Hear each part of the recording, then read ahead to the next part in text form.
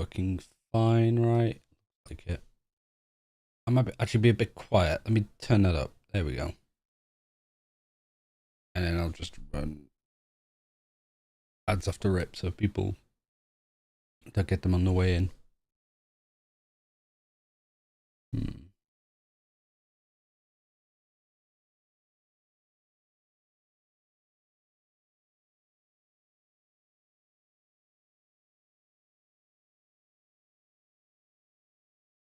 I think of what so I want to watch the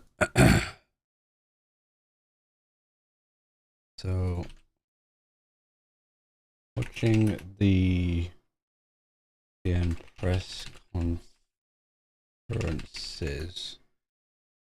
VCT is in fact not live now. Wait, does it say that it was? I changed it so it wouldn't. But yeah, it does say that it is. That's weird. Yeah, it's not live now. Sorry for the panic. Let me finish this tweet.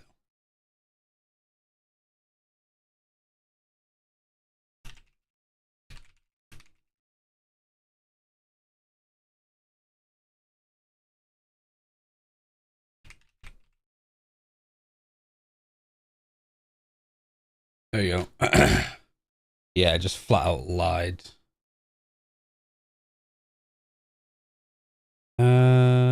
Just close some of this stuff so I don't accidentally leak it. Yeah. Let me just check that this is audio. Welcome back to the pre-event press conference for Master Shanghai. Yep. All right, all good. There will be consequences, yeah. I thought it's because I changed it with Restream, but it doesn't change that. It changes something else. Yeah, it's fine. But yeah, I essentially got a lot of questions around DRG, so I wanted to like ask people, answer some of these questions, generally what to expect from them at this event. I've done like a lot of interviews and stuff for various things, and I've like helped like answer questions for like the analysts and stuff. Put them in void prison. I mean, it'd be nice for the break. Remove the streamer's hair follicles. I mean, they've pretty much gone already, so you're fine. So I won't worry on that front. Yeah, I'm gonna get in the face ones. That's fair. Yeah, I'm gonna get into the press conference because see what the teams actually say about them, but also I want to answer some of these questions of where would I rank Vukashu? How is she on change the team? The general play style, what the strength of the other players are other than Vukashu. Should I expect to see them at champs, which is a fantastic question. Get to power scale them against other regions, where would they be? Everything says they're guaranteed to be last. Is that true? How on earth is Vukashu so good when he's essentially playing like ranked? I also think that there's good meme stories in this with Vukashu's comms and stuff, but I do also think that it's been like misconstrued. I wouldn't say I'm a DRG fan, but I want to at least give them their roses for doing well and like talk about what they're actually good at, because it's easy to be overtly negative on them, and realistically I think that there's a like they deserve respect and recognition for attending an international event like this.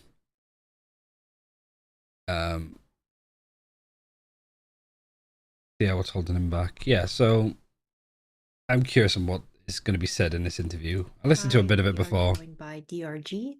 We got Nick and we got Luke. A few pre-submitted questions and then move on to remote media questions. First question goes to either of the players from the Valorant competitive community. How has the addition of Xion 7 to the roster revitalized the team? How to the 选手都可以回你们。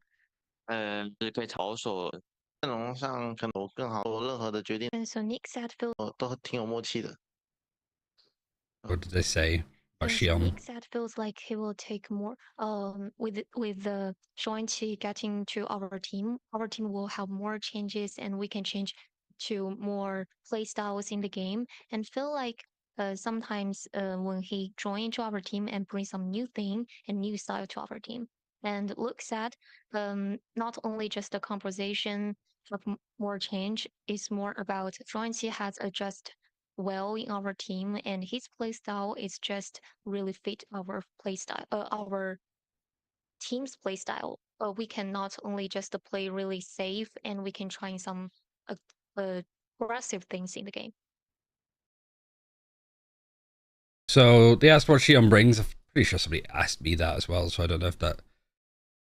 Pretty much the exact same question. So what did they say? That like role wise, Xion offers more because he's playing stuff like Harbor and stuff and can play this over, and then could also just add a bit more like aggression to them as well, which I think is fair. Like Xion's actually had some great maps, certainly in like playoffs and stuff. So I do think that there's like merit to that. It's not like DRG actually played badly in kickoff with Dingwei either. That's all. Thank you very much. Next question goes Hello, Wanda. to either of the players. 但是我们现 Oh, sorry, To what was the be an question? Ascension question goes to either of the players. How does it feel to be an Ascension team on a main stage like Shanghai? 这个题目 竞争赛这个 Yeah, just 界 skip 赛 this. 中有跟自己 Nick said feels like more exciting than Ascension because when we was in Ascension feels like we are just qualified for the VCT, but now on the world stage, it's a great opportunity for all of us to present what we got. And Luke said, feels like compared with Ascension, we just getting more excited about the world stage because this is a chance to prove all of five of us we got the we got the ability and we got the power to worth this world stage, and it's a great ability Wait, for us to prove this is we turning just into a getting salad more on. excited about the world stage because this is a chance to prove all of five of us we got the we got the ability and we got the power to worth this world stage, and it's a great chance for us to present ourselves too. Pretty generic That's all. answers. Thank you. 其实大天线想问一下两位选手，就这次的目标是什么？没有说，哎，我们队最主要就像尼克说的，因为我们一组戏节奏，当敌人说好比赛，这个问题提问到两位选手。I guess there's going to be a lot of answers like this where it's in Mandarin and it's just going to be answered in Mandarin. So without Sprite, I don't want to force Sprite to listen to this either. 主场作战嘛，那的人也多，支持的很多，讨厌把第一回合打。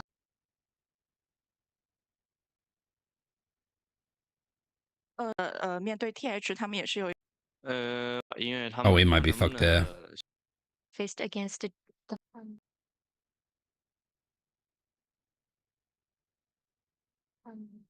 so the question is this time on the Swiss stage you were faced against the heretics and their roster have changed a little bit. Will this change affect your team preparation?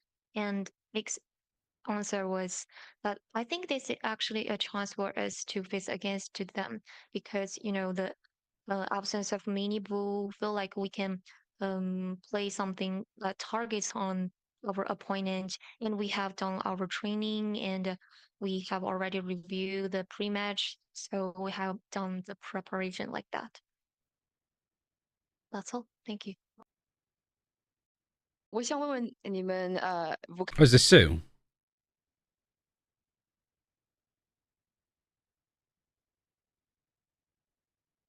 我想问问你们Vucasho 选手的中文怎么样？你们是怎么沟通啊？How's Vucasho's Chinese? How do you guys communicate in the game? We actually get an answer to 他的 this. 中文现在还在学习，不是那么好。那我们在队内就是一些简单的英文交流。那 Yeah, it's definitely 通常 Sue. 会帮我翻译，你们都会说英文吗？一点点。那你怎么办？如果有问题的时候，你们怎么解决？有问题的话，我们是有翻译的，就是我们在复盘的时候会有翻译在旁边。谢谢。And so the a question we already know, and Nick's answer is that Wakashi is still learning Chinese. He just can sing some basic and simple Chinese. So in the game, probably we just communicate with English, and I'm the IGO, and Luke will translate it for me. And Insu asked the translator with English, and I'm the IGO, and Luke will translate it for me. And Insu asked that if so how do you communicate if all of you speak English? And Nick said just a little bit, but if we have questions, we when we are doing our reviewing of the matchup, we will have translator Right. for that.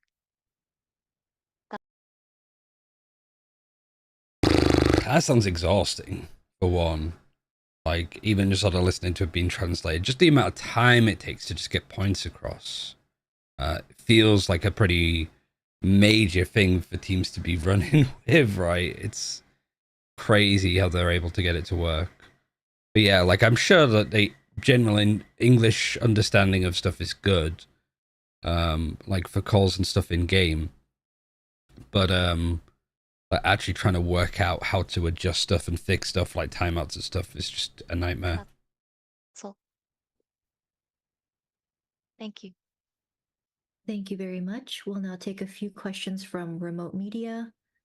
First question from God Pedro. forbid.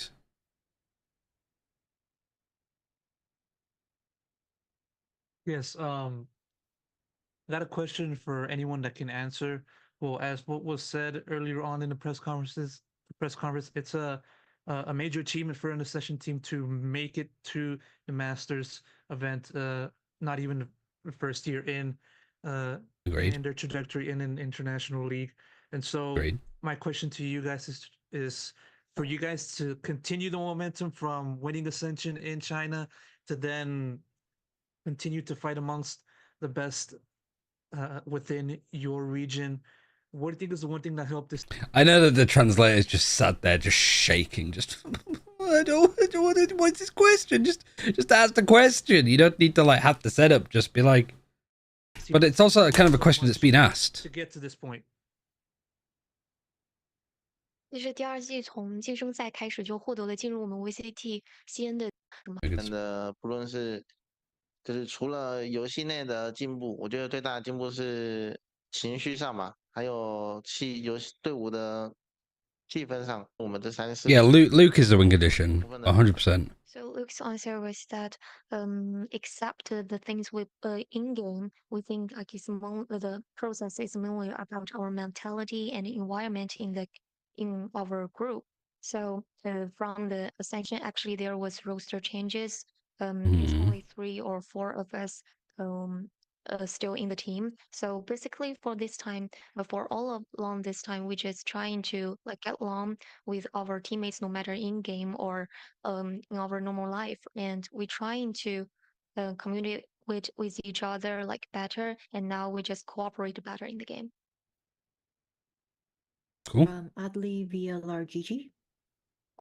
Hi. So for both of you, Nick and Luke, you both moved over from the Taiwan and Hong Kong region back in Asia Pacific. How has the transition been for you guys? And now we are seeing more representation of the Taiwanese and Hong Konger players in China with Berlin, you, and others. Do you see more?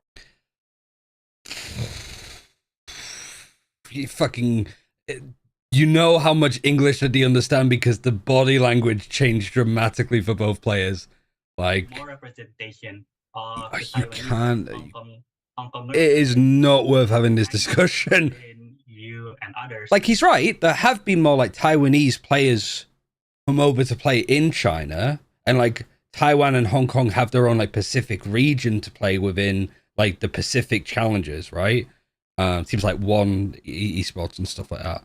But like, fuck, you are in the motherland, the mainland for that question, right? Like,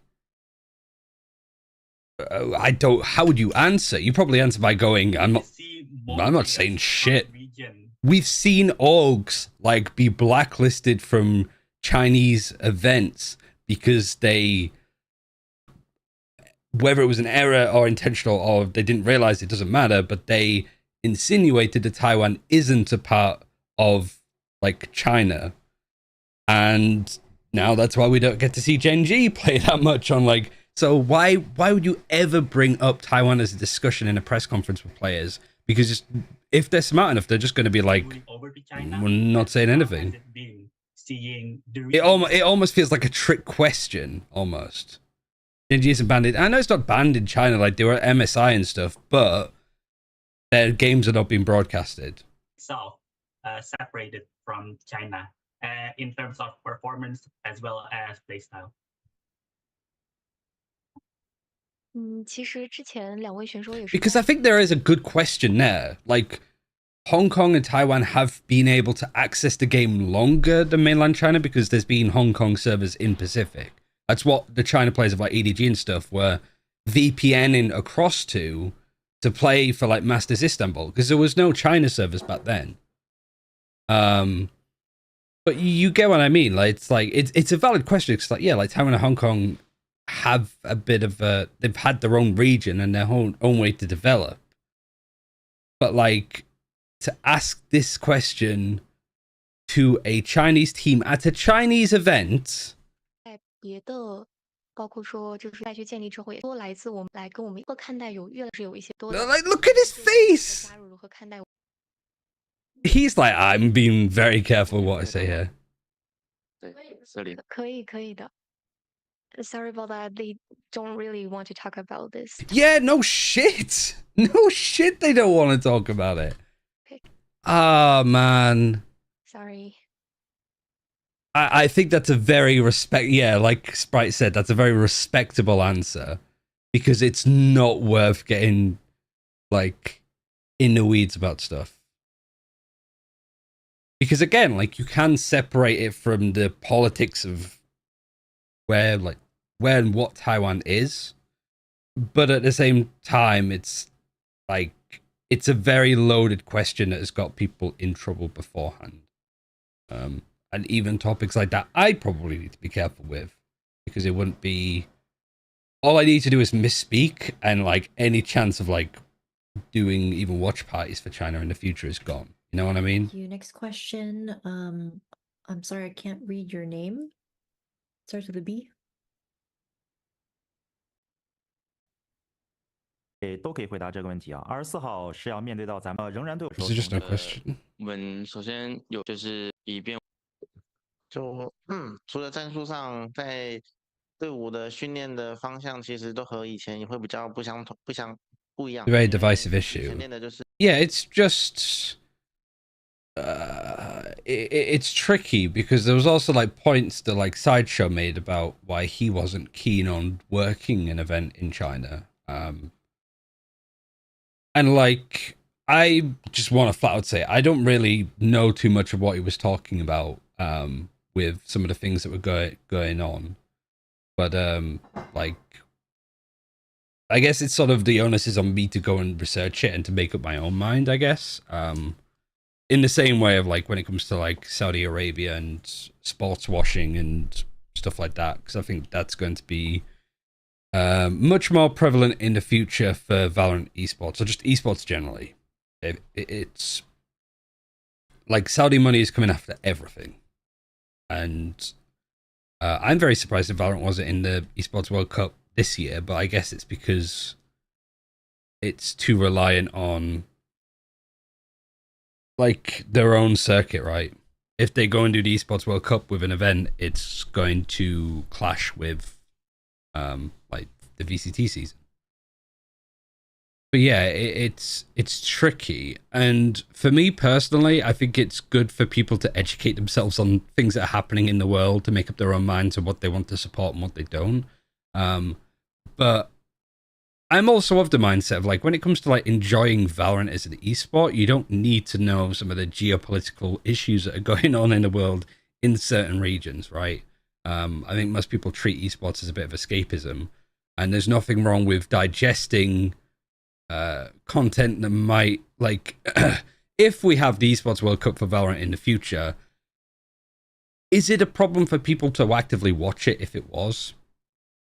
I guess it sort of depends, because that's where the whataboutism comes in. We're getting into a very deep topic, but that's where the whole, oh, but you watch events in America and America do horrible things, or it's the whole aspect of you go for a match in your city center about like global climate issues, like being more green, companies, you know, using fossil fuel or just not being very conscious of the environment, that it makes everything worse.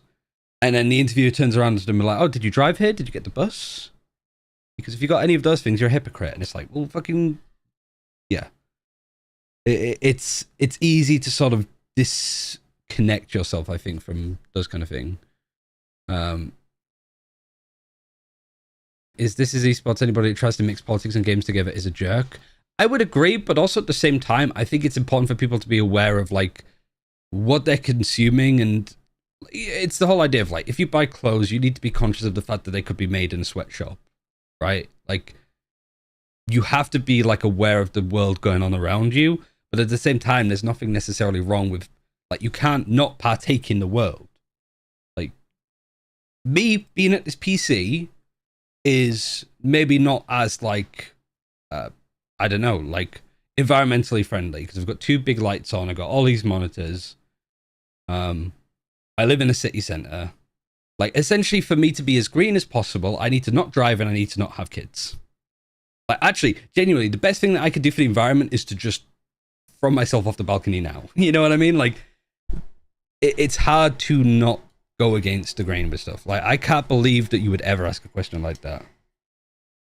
Why is the mood so dark? Because somebody asked a question about Taiwan at like Master Shanghai to esports players. 是把基本功练好。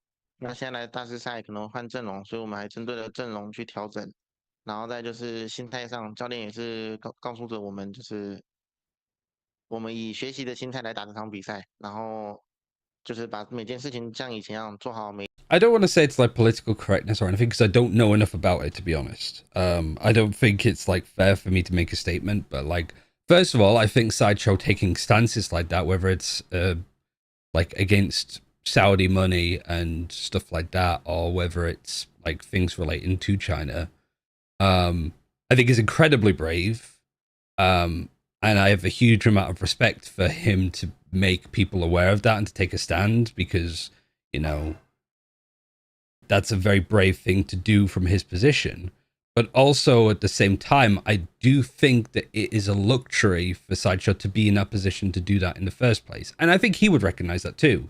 That like, if he, let's say, is like super anti-Saudi and all of the events, because that's what's happening with like sports and esports, like it just everything goes through the Saudi like investment fund.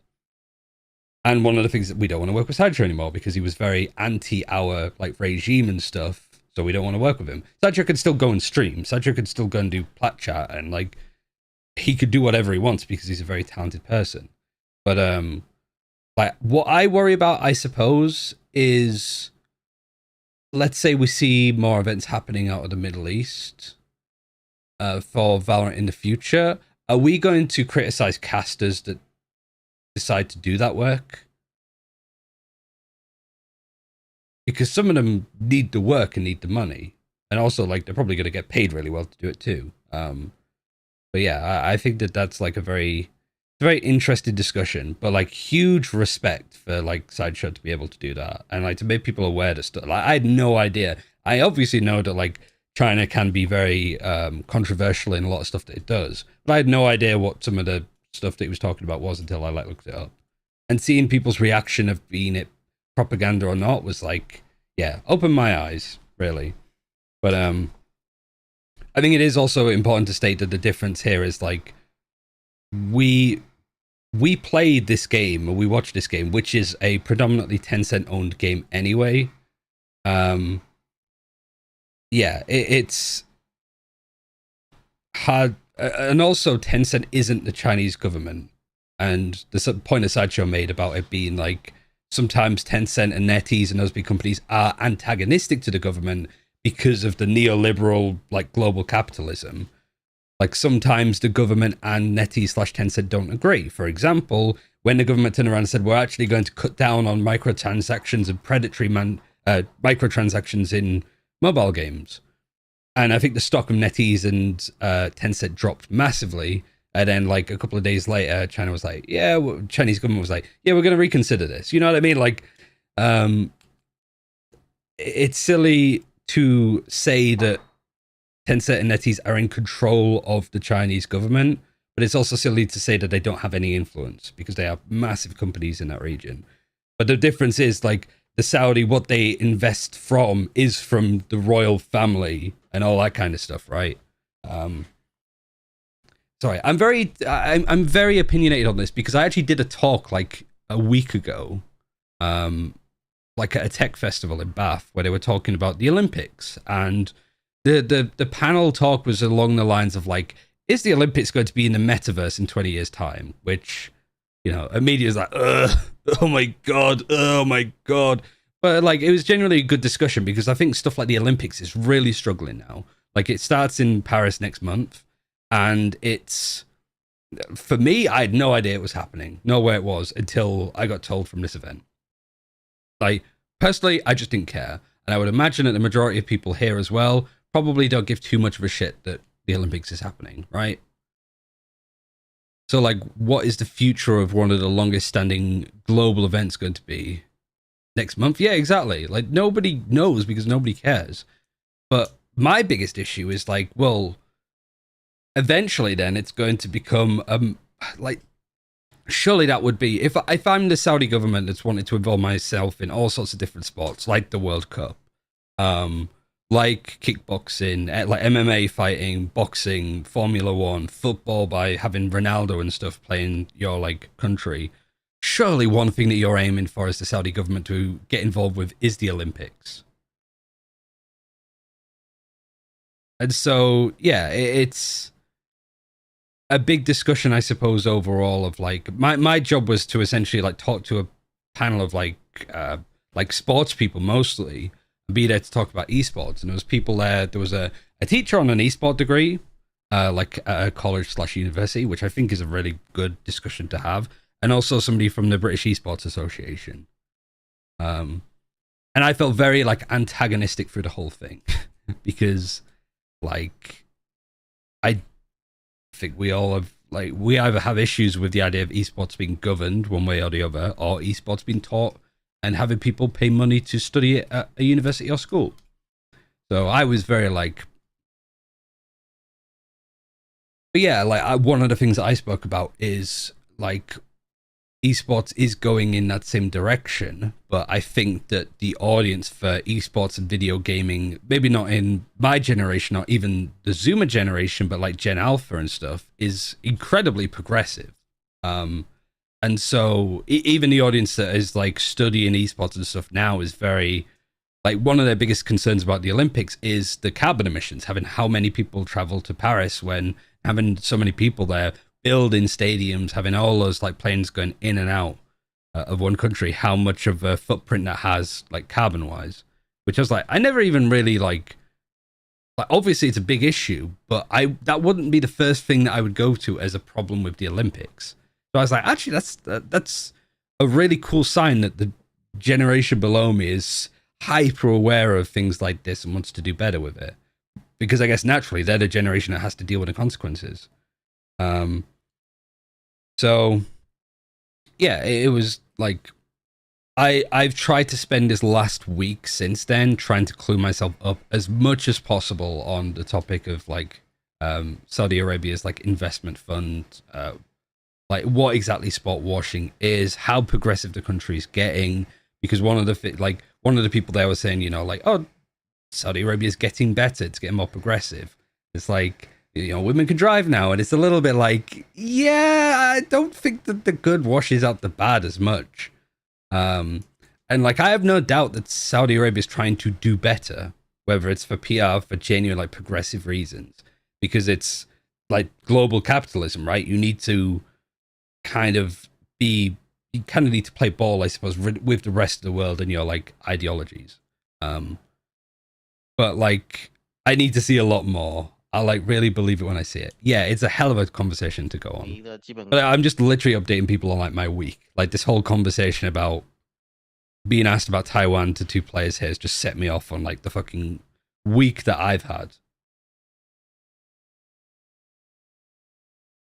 But it was great because I said that like I was a big fan of like the China region and like the Shanghai and stuff, and China's just got the game. And like I've worked like conventions and stuff, or like events where I've seen people and people have like stopped to talk to me and stuff. I have never been surrounded more, notably by like Chinese like businessmen, some of which were like they basically worked with independent game creators within BAF to work with like NetEase and Tencent to have their games published over in China. I was like, actually, that's actually really cool. So like as soon as people heard me talk about like China and Shanghai and like NetEase and Tencent and like how that works, their eyes lit up. It was great. It was a very interesting thing. I've never done a talk before, but I guess that's kind of why I think it's important for people like me. And you know, like I think people like Sideshow and Richard Lewis should be doing these events. I know they're very like corporate and stuff like that, but if we want esports as an industry to be respected, considering the gaming makes more than television and film and music combined, the gaming industry makes more than that.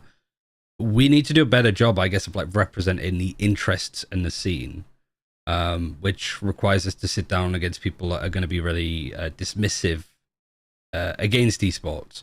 But also at the same time, I think we need to be much more open to the idea of people studying esports.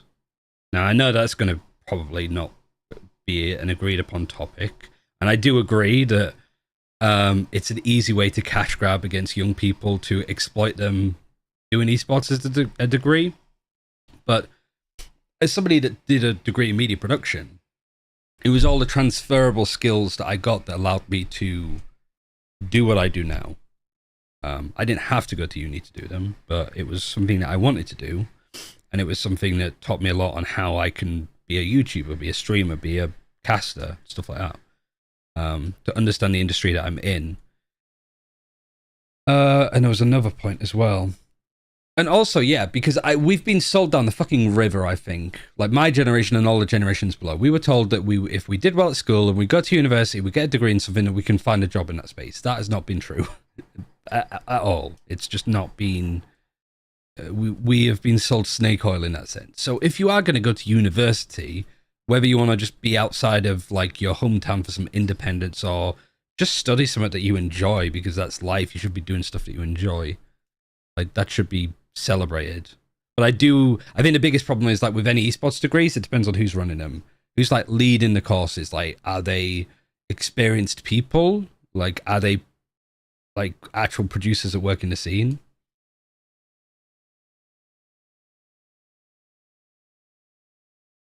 Is that university degree diplomas have become more readily available? True. Somebody asked FPX about what's the difference between Master Shanghai and Master Tokyo. 然后去打每一回合。对。 Oh God, what was the answer? It's Sorry, I just went on a massive rant. Nick and Luke, and on the 24th. Oh yeah, they didn't. Attacking Seoul went as well. Fuck, man. This is what I mean. Like, I understand people not rating China as a region, but like, at least Wolf is against do your due Actually, diligence. they got a roster change recently, but still a really kind of seems like a really hard fight for all you guys. So how was your preparation, no matter on mentality or strategy? And Nick's answer is that we have watched their We have ignorance in esports. pre-match. I also just want to make it clear, if the esports World Cup ever has Valorant and I get announced as talent, I want you all to know that I've asked for an astronomically high amount of money. Like, I am paying like for a house with that money. Like, I'm setting me and Beth up for the future and like our family in the future. Because fuck me, like I wouldn't want to, but to target with that, we have get the bag pretty some much. adjustment about our comps to present a better play form in the game. And Luke said, besides the strategy, we have changed our method of training. Like before the Master Shanghai, we were training more like basic things, but for the More like During what? Master Shanghai, we were training more like basic things, but for the I don't know what she says there. I can't work it out. Master Shanghai, we have some new comps and prepared for that. And not only that, we think we have some preparation about our mentality because this time we came to Master Shanghai. I think we are the challenger. We're come here to learning new things. So Good and our attitude. coach just told us that just do our basic things and play our own thing to like play every round. Like There was some questions that were just asked and answered in full Mandarin. I was like, because you weren't here initially, I was like, even if Sprite was here, I wouldn't want them to translate this. This just feels like a shit show. thank you. Because if the questions were already pretty basic and generic for the post-match interviews, what on earth are these questions going to be like?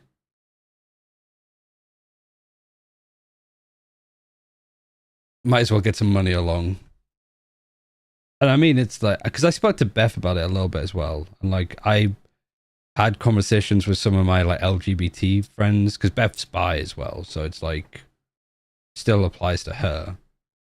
And it is just like, one of the biggest things that they said is like, you know, you're going to do your job there. Like, you would act the way that you would on broadcast anywhere. So like, that doesn't bother me too much. It would only bother me if you turned around and were like, oh, you know, like Saudi Arabia is a fantastic place. Like, you know, sort of turn it into a stunning review of the place. Yeah, I saw the BLG signing Neff. A pretty good signing overall. Basic things. Ah, I see. So they're trying to like think of their fundamentals, but they're actually thinking post Shanghai, which I think is a good attitude to have. Because surely you look at it from DRG's perspective and you go, we finished top 4 at kickoff, we finished top 3 at stage 1. Like, we can go to champions, but we need to start playing like we're a top 3 team in the region. That's all.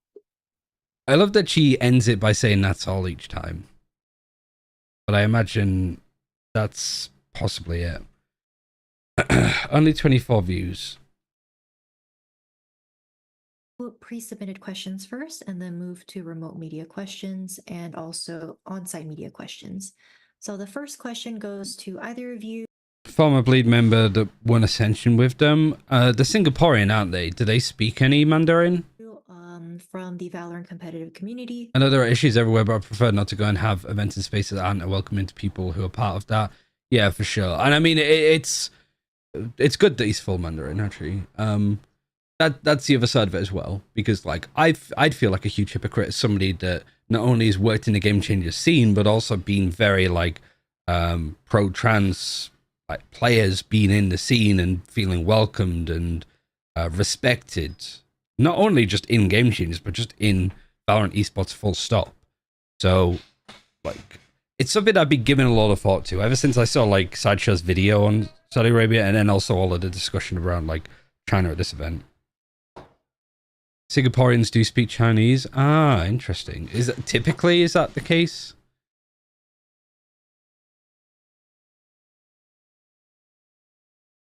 Split 2 will be hilarious with all the buffs, nerfs, and the new map pool. He's ethnically Chinese. Ah. I didn't know if it was just one of those things of like, it's just sort of like a mix. Well, Singaporean population get taught Chinese at school from young. Guess that makes sense. Singapore being like a big country for business, and you're like attached to China.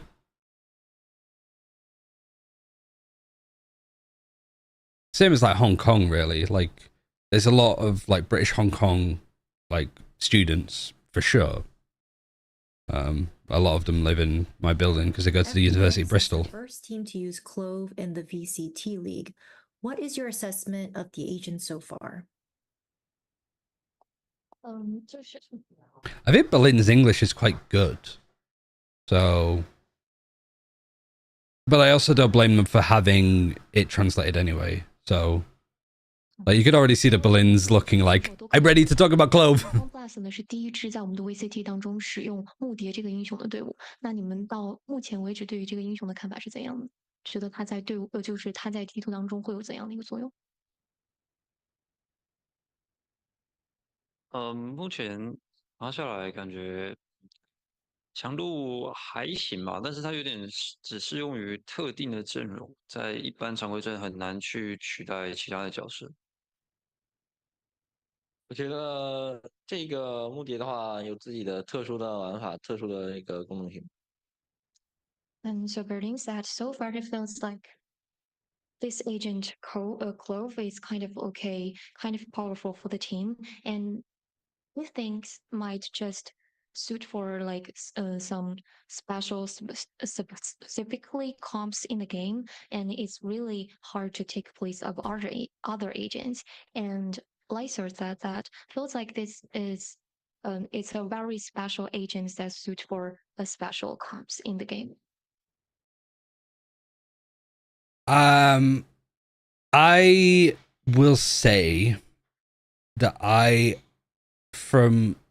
so I've been trialing for a team. I've said this before.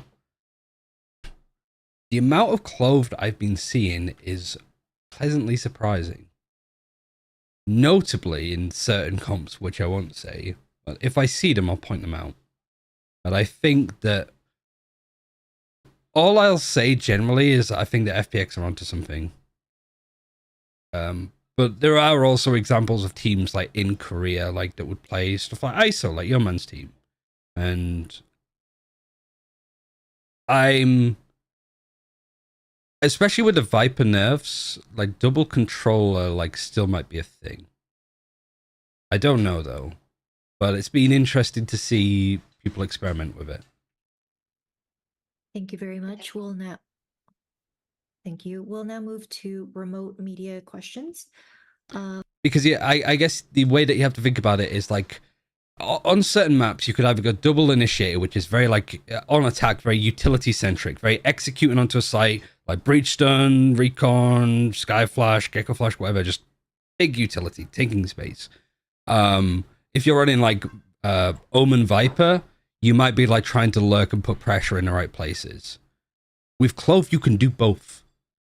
Like, you have more smokes to like lurk up certain places and play slow and play defaultly. But also, if you're going for an execute, stuff like a medal is terrifying. Doesn't even necessarily need to connect onto stuff, but like, if you've got like hard executes happening on a site, like for example, I think that with Haven coming back, Omen Clove could actually be a viable comp there. Because it's just like, you could still do like the Viper post plant, like poison cloud stuff that you could do. You can still put smokes all the way around the map. Just playing mid, dying mid, you can still smoke for garage and you can still smoke for like a link, I think. And just throwing metal in various places, it's intimidating to play up against. So I think that it's a very niche agent and a very specific agent, like Bolin said, but I can absolutely see us in like 2 months' time, like in this meta where Clove is a secondary controller, either to an Omen, to a Brim, to whatever map. FBX was the first Chinese team to run Omen Viper. First question from Pedro. Hello. I got a question for both of you. I'd imagine you'll see Clove in Shanghai for FPX. I think we'll like. I don't know for certain.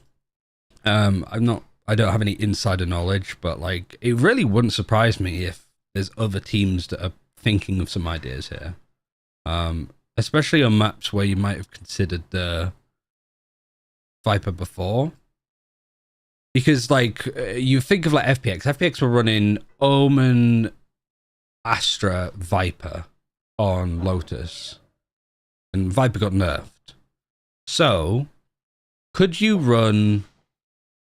Oh, we've already seen teams already do this, right? We've seen teams run Omen Astra and no Viper. EDG did this back at Evolution, way before Viper was nerfed. Like, that could be a change. Like, I think if we do see less Viper, I don't think that would mean that we see less double controller. I think we'd either see Omen Astra play in the same way that KC did with their Omen Astra on Split. Some teams in Polaris were doing it too, like running Omen Astra. And I think for the most part, it was a really good idea. It just didn't work out that well for a Pina Orchestrary, I think it was. And yeah, I think that the way that FX is thinking about the game is the way that teams should be looking at it in the future for sure. If you're both able to answer, more so covering the team's participation in this event, obviously, for the past years in which you guys have traveled to other countries to participate in the Masters event, this is the first time that you are, playing in home ground, playing in your hometown, and so, what's the feeling like for you to finally represent China in your own home soil? 这个问题两个人都可以回答。其实之前方 Plus 就一直都有非常多就是出国征战的经历嘛。那这一次也是第一次在我们的上。How old is Berlin? Because he looks so young. Like, I keep comparing him to Angel, but he might be half his fucking age.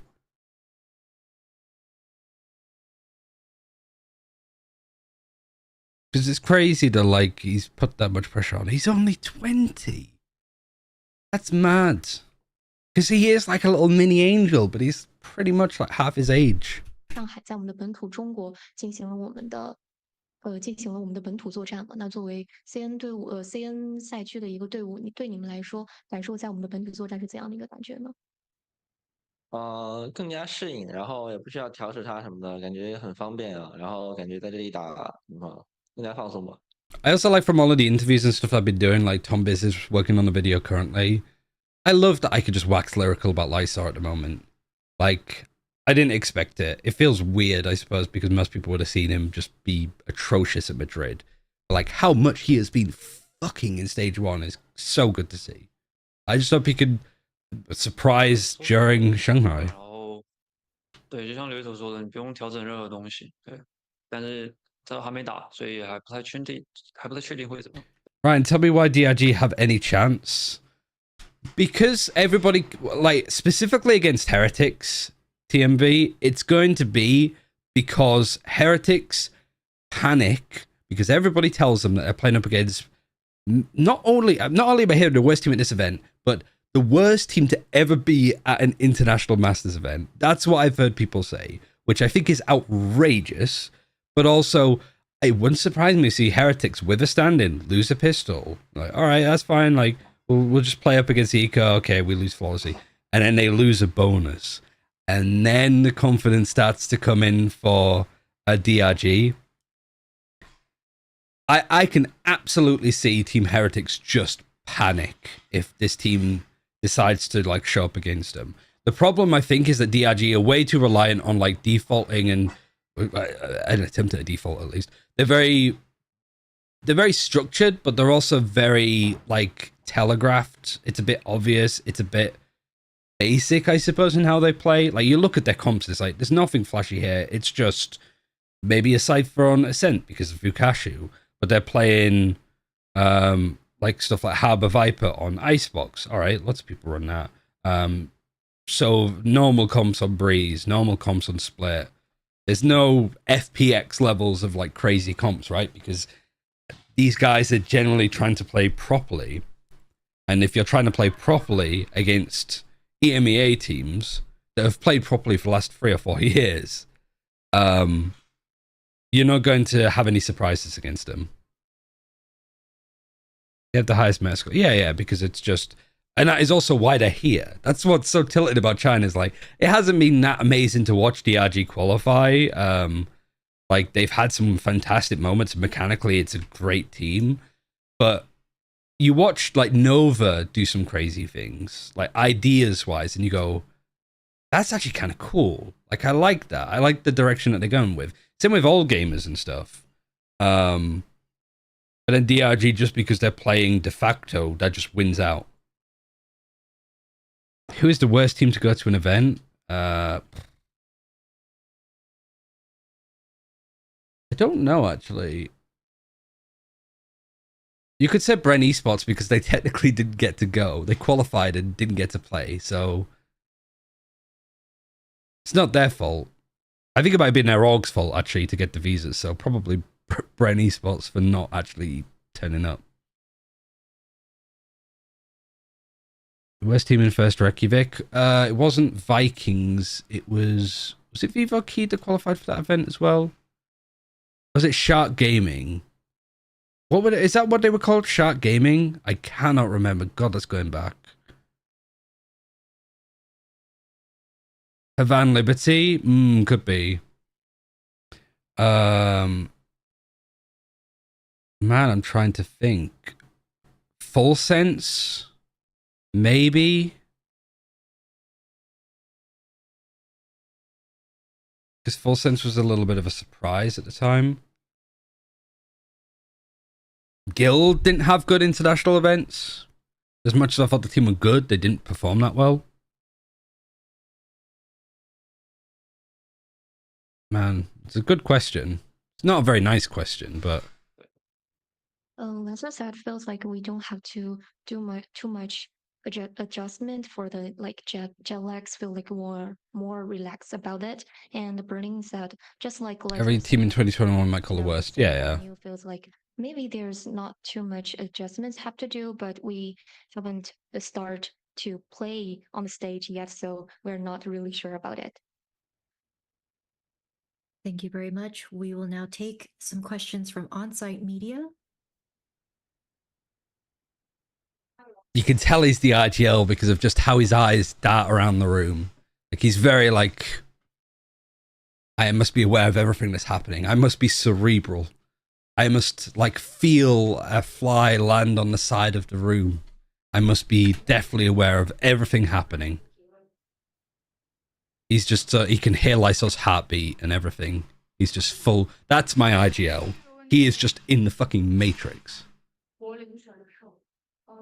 It's like Daredevil. He's like, I know that you had like eggs for breakfast this morning. I can smell it on your breath. That's the focus. Look at that intent. This team's getting knocked out Swiss stage without winning the map? I don't think so. 想提问到柏林选手，那觉得今年在上海大师赛想战胜或突破的是什么？然后觉得今年在上海大师赛的 Form Plus 和去年在东京大有什么不同？我其实没有去过东京大师赛，不过我们那时候我们比较，就那时候 Life 还没加入，所以像 Life 加入之后有一个很 If they get to play Lotus, they're winning it, at least in the first time they get to play it. Yeah, I wonder what Sprite heard, because I don't think we're getting a translation of this.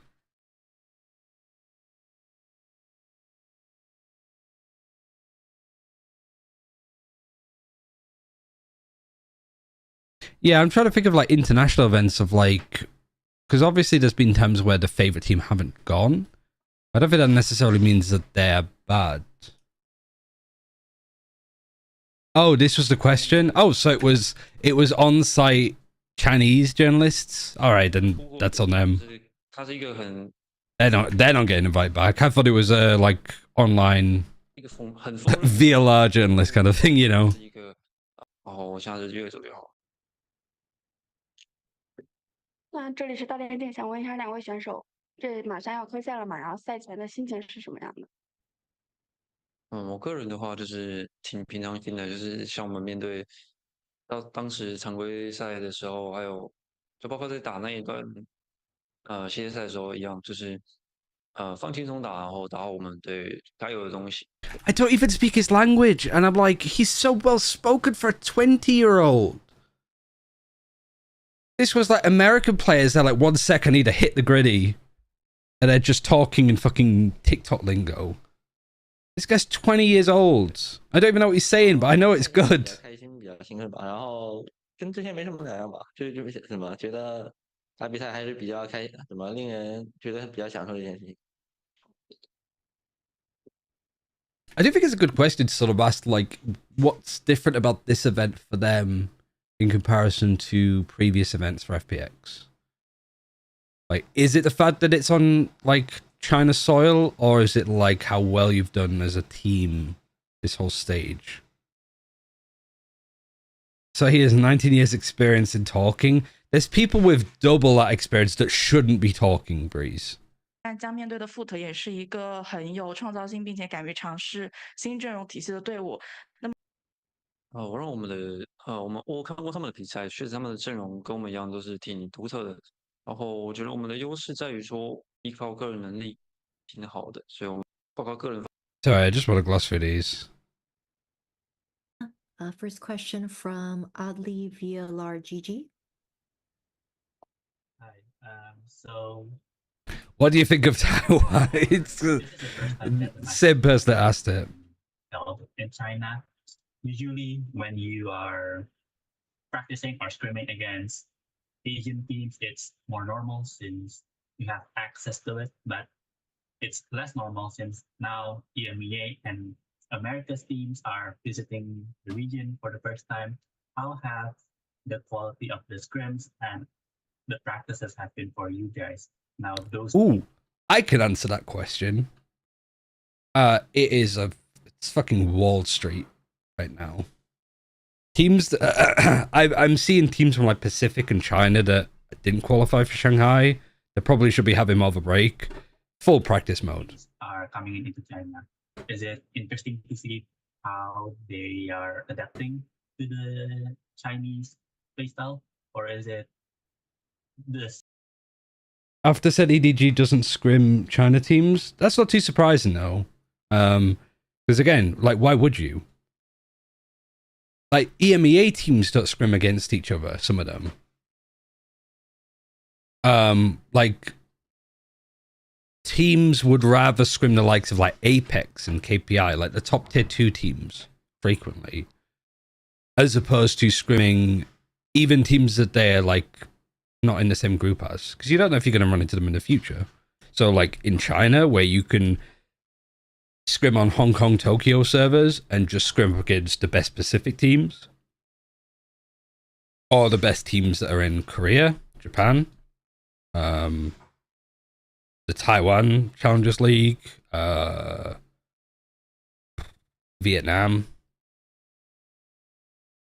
The only ones you can't really play are the ones on the Singapore servers. Usually with you guys. Like, can you repeat like the second part of the question? I'm sorry about that with my earphone. Is the EMEA and America's teams got Pacific accounts also, or only Chinese? They also have Chinese clients, which yeah. Christ. Once I could talk about stuff more, I have some amazing stories to tell people. Like, I have never felt more out of my depth in some of the stuff I've done in the last couple of weeks than. Sorry. So what I was asking is, with the Americas and North and EMEA teams coming into Shanghai. You think teams from other regions take scrims more seriously? As in, like, EDG think they take... EDG think that China teams don't take scrims seriously? Oh, I guess against EDG, that's a very valid thing. Because I feel like so many Chinese teams will be like, oh my god, we're playing up against Kong Kong, we're playing up against Kong Kong. You know, like, I'm going to just, like, inter him. And, like, diff him as much as... You're not really practicing. You're playing to, like, win and playing with, like, this weird... Like, there's been loads of examples of, like, that. Of just, you try to do a practice script. You know, let's do some of our, like, attack defaults. Let's go, like, try to lean more towards doing executes. And meanwhile, you've just got teams that are just... Let's get him! Just fighting you at every opportunity. They're not practicing. They just turn into a deathmatch. So, yeah, that doesn't surprise me. Because I think EDG could practice outside of China against Pacific teams that are like, oh, it's EDG, that's cool, it'd be cool to scrim against them. But they don't treat them as, like, rock stars. It's just good plays and good practice. Scrims been different, like you are seeing new ideas. And having the right attitude is good too, because there's a team in Challengers League North. It's not even Northern Europe. It's not even Northern Europe anymore. It's Challengers North, which is a great change. Talking about Ipina Orchestary, which is a Finnish-Russian team. And you hear so much from, like, even tier 1 teams saying Ipina Orchestary are fantastic. They're so good to play in scrims because, like, they treat it as practice. They play pretty well. They play very structured. They're on time. And it makes so much of a difference to just have an unsigned team. Like, that's how you get tier 1 teams to scrim up against you. Not because you're, like, amazing at all of the maps and you actually have... But, like, you're actually respectable of the fact that it is a practice environment. Like East instead of Eastern Europe. Yeah. Minnie said the China teams don't let you test stuff. They just overpeak. Yeah, exactly. Like, if you watch any tier 2 of China, There is no strategy. It is just straight fucking fighting all of the time. I've seen like ciphers put a camera in Belong on bind and then push Belong and fight Fountain. You just put a camera down and you've just sprinted past it to go fight them. Like that's what like tier 2 China's like. It's ridiculous. From those teams, or is it the same when you are scrimming Chinese teams or Asian teams? Thank you. 那这一次就是从来到我们上海大师赛的一些其他赛区，比如说 EMEA，还有一些美洲赛区队伍，可能会跟之前有一些不一样。那对于你们来说，在面对他们的时候，我觉得还是跟以前一样的一个。I will say, from my experience, Filipino teams are exactly the same, but fucking Filipino players are crazy good. They're like sort of like a mix of Turkey and China with just how much they want to fight. So as much as it's sad to see people losing Team Secret, I have no doubt that Team Secret could just be a god team in the future with the Filipino talent that's available. 什么的嘛。然后他之前提到说，可能你觉得他们来到中国之后，你觉得他们现在怎么样？我认为每个队伍都会有，肯定都在持续的进步，所以他们跟之前肯定也变得更强。那我觉得他们，可能会开始比较，比起过去会更熟悉我们的打法，然后可能会找到一些应对之处。不过，现在还不知道。对，我觉得其实每个赛区，我觉得其实每种风格的队伍都有，只不过怎么说他们现在到这里来应对的是不同的选手，然后我们相对风格也更加独特一些，然后选手个人的玩法上也更加不同吧。我觉得其实每个他们适应的好不好我也不知道，但是我觉得怎么说就赛场上见真章吧，我觉得。So Berlin said he thinks every team seems like they all have progress in for this time and feel like they are in this semester. Shanghai, maybe they are more familiar about our play styles, about our team, but we're not know that yet. So we're still waiting for the competition begin. And Lysar said he thinks like every league got their own play style, and you know the different players, different team might have different method to dealing with different team. So I think our play style is kind of really unique. So if it's against other team players, I think we're just gonna see what's gonna happen on the stage. Camera. That's all. Thank you very That's much. all. Next question from Nerditude.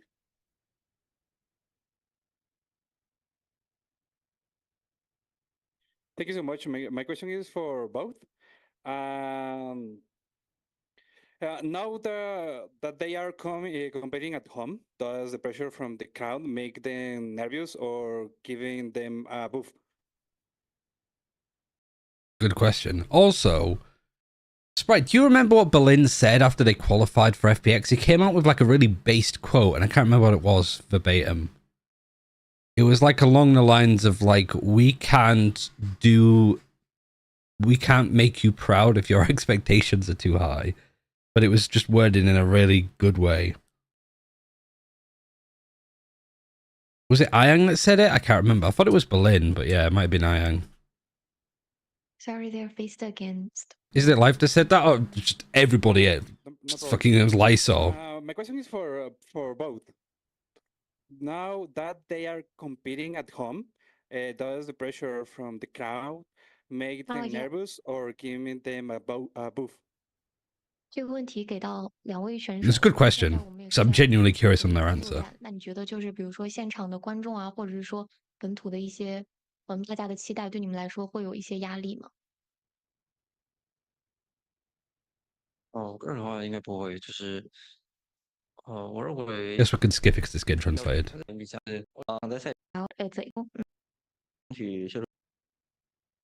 So Berlin said feels like now, I think faced again when we faced our the expectation of the fans or all the audience, I didn't feel there is a pressure because you know when we play, as you say, we'll play home or play in China, feels like we want to like protect our own proud for our own legion.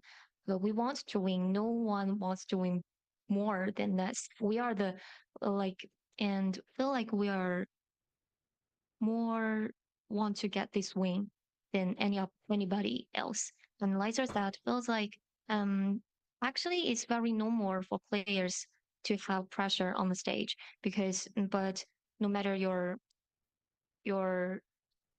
competitors, they are strong or they are not as strong as you think, you should just do your own adjustment on the stage. Mm-hmm.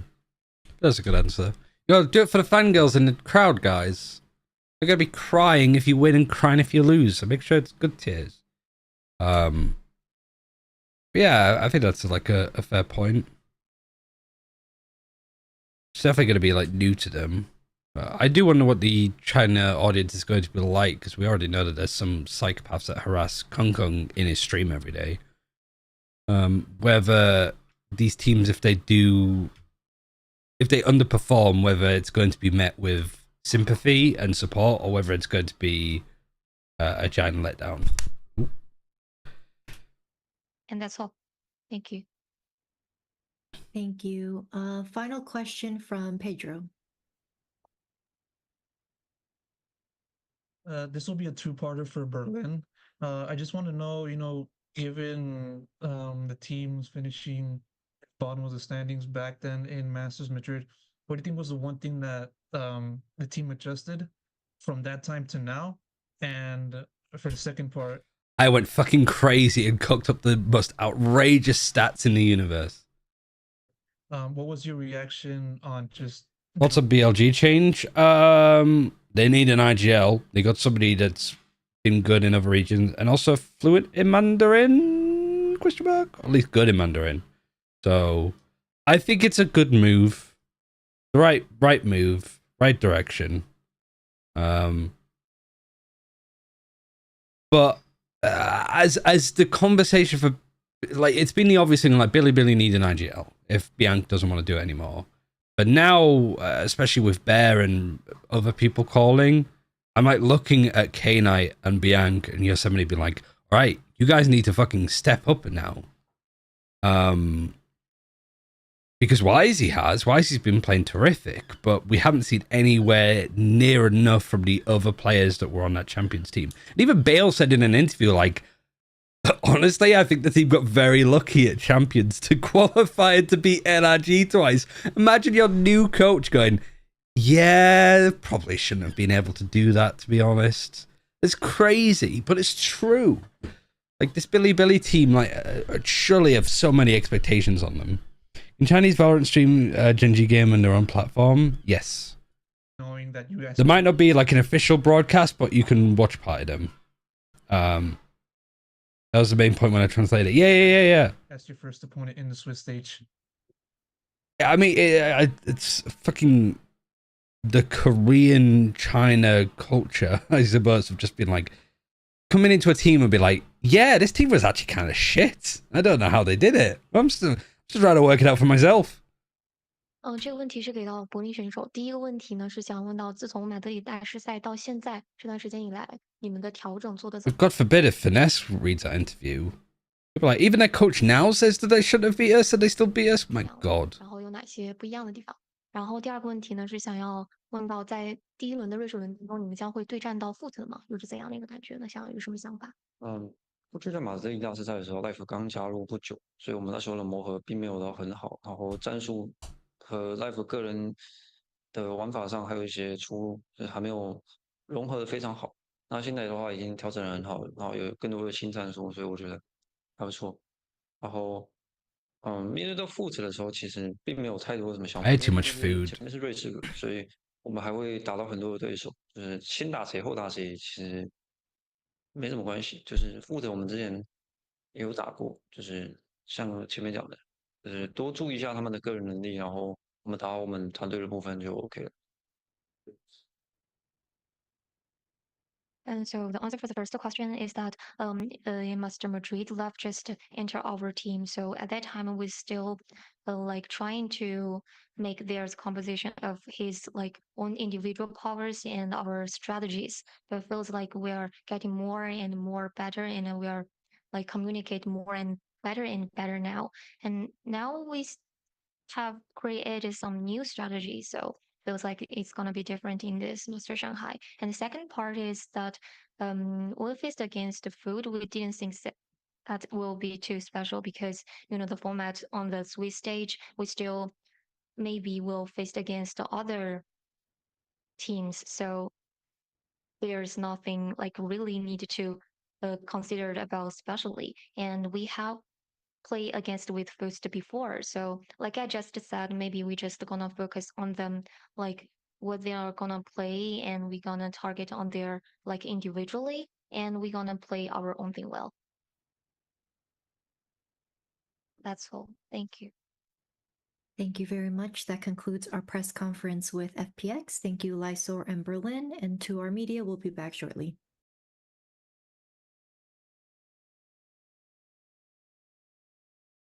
I was just looking at tweets. I don't want to watch the EDG one as much, but I do want to answer some of these questions, even if they're kind of quick fire. But I'll run out and go for a quick toilet break, and then I'll come back to answering these. I just kind of wanted to listen to the DRG one. Who's it that said to watch out for FPX? Was it Trent for G2? I mean, based. Actually, like, based answer. Yeah. Be right back. I'm just going to go for a wee, and then we'll answer these. I'm not going to stream too long. Probably till for another half an hour, and then... also, we should be fine to watch party tomorrow. I don't have anything else going on.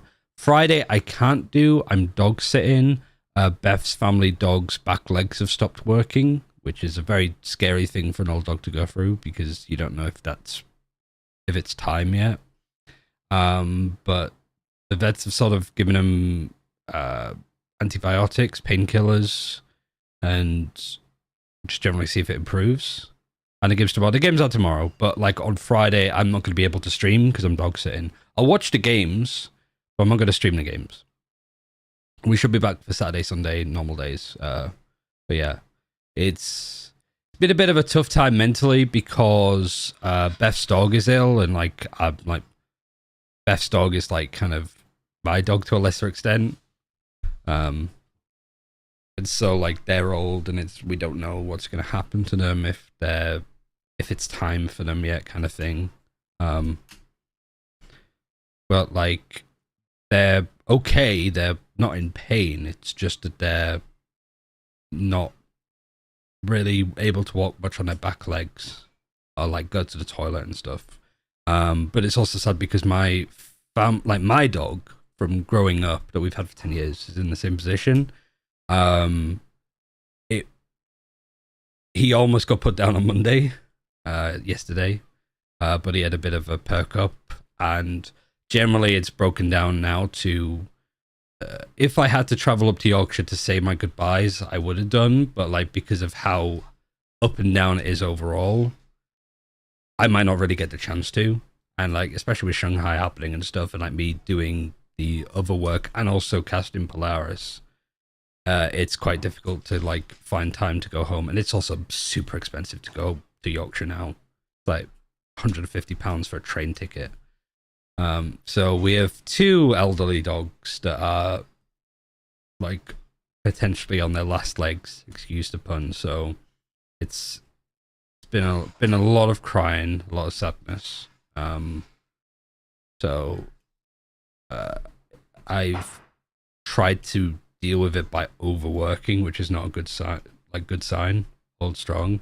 I mean, I'm trying to be like strong for Beth.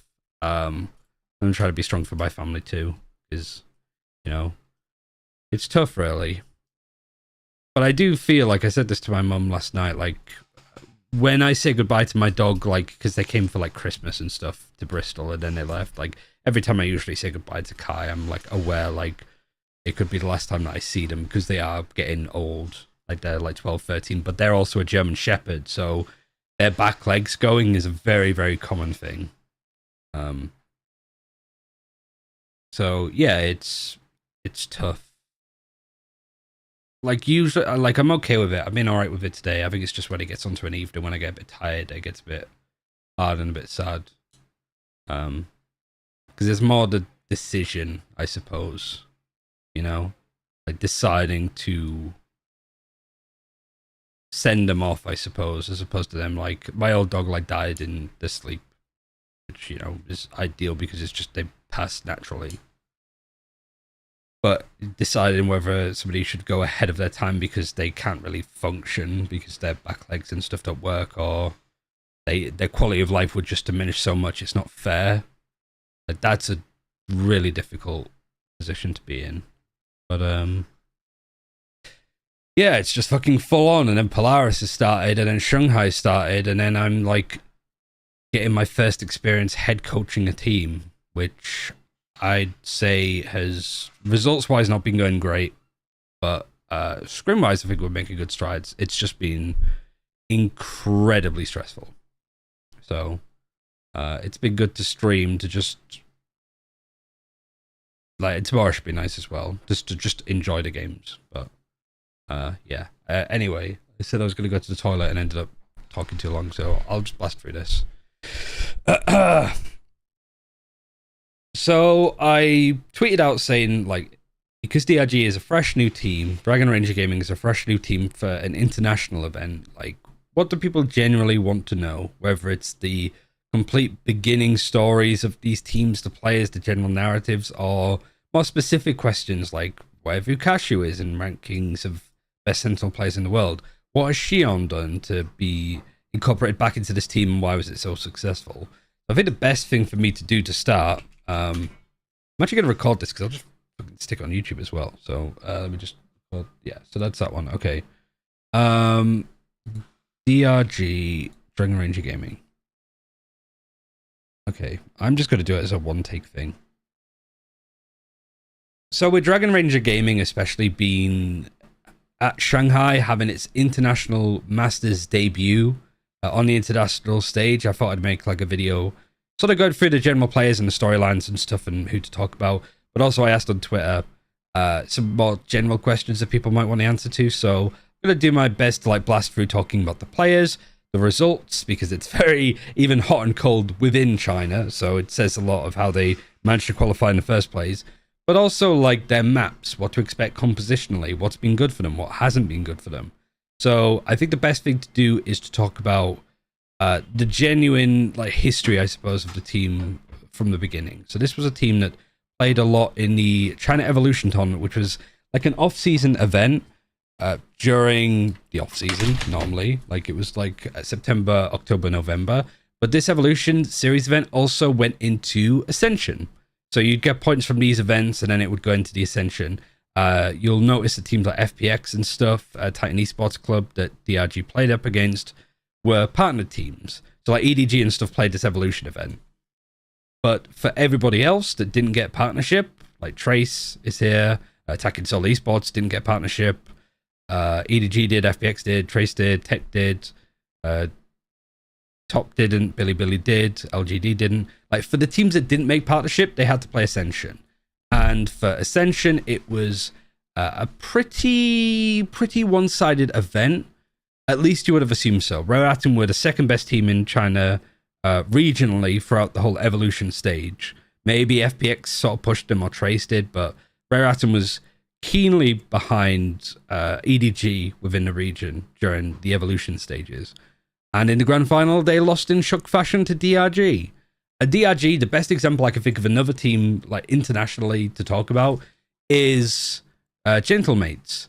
This is Apex, this is Gentlemates. Not only did DRG beat Rare Atom, in this case Apex in the grand final, but they did also beat Attacking Soul Esports in the losers bracket final in pretty close fashion. 13, like it was an overtime game in a full BO5. Like 13-7, 15-13, 13-10, 13-11, 15-13. Incredibly close series. And like Attacking Soul is almost like Ascend last year, right? Another good shout for qualifying. So the fact that neither of them did is a big surprise. So that's like the history of DRG. Like they qualified, nobody expected them to. It was a real shock, but they played well. And then in kickoff, they finished top 4, which we can check out in a second. I'm trying to figure the best way to do this off the top of my head. So like for kickoff, they went through and came out the top seed of Group B. They beat All Gamers, who were still adjusted to their new team, and they beat Tech, which had some good results against JD Gaming, but that was kind of about it. So I'd say that this group was a lot easier than Group A, especially, and then Group B. And then we saw them go to the playoffs. No double elimination bracket game, and they lose to FPX pretty handedly. It wasn't a close series. So we've seen DRG make top 4 within China already, but it was in stage 1 that they actually impressed quite a lot. Like, their first couple of series, they lose to All Gamers, who hadn't won a series at all in China at that point.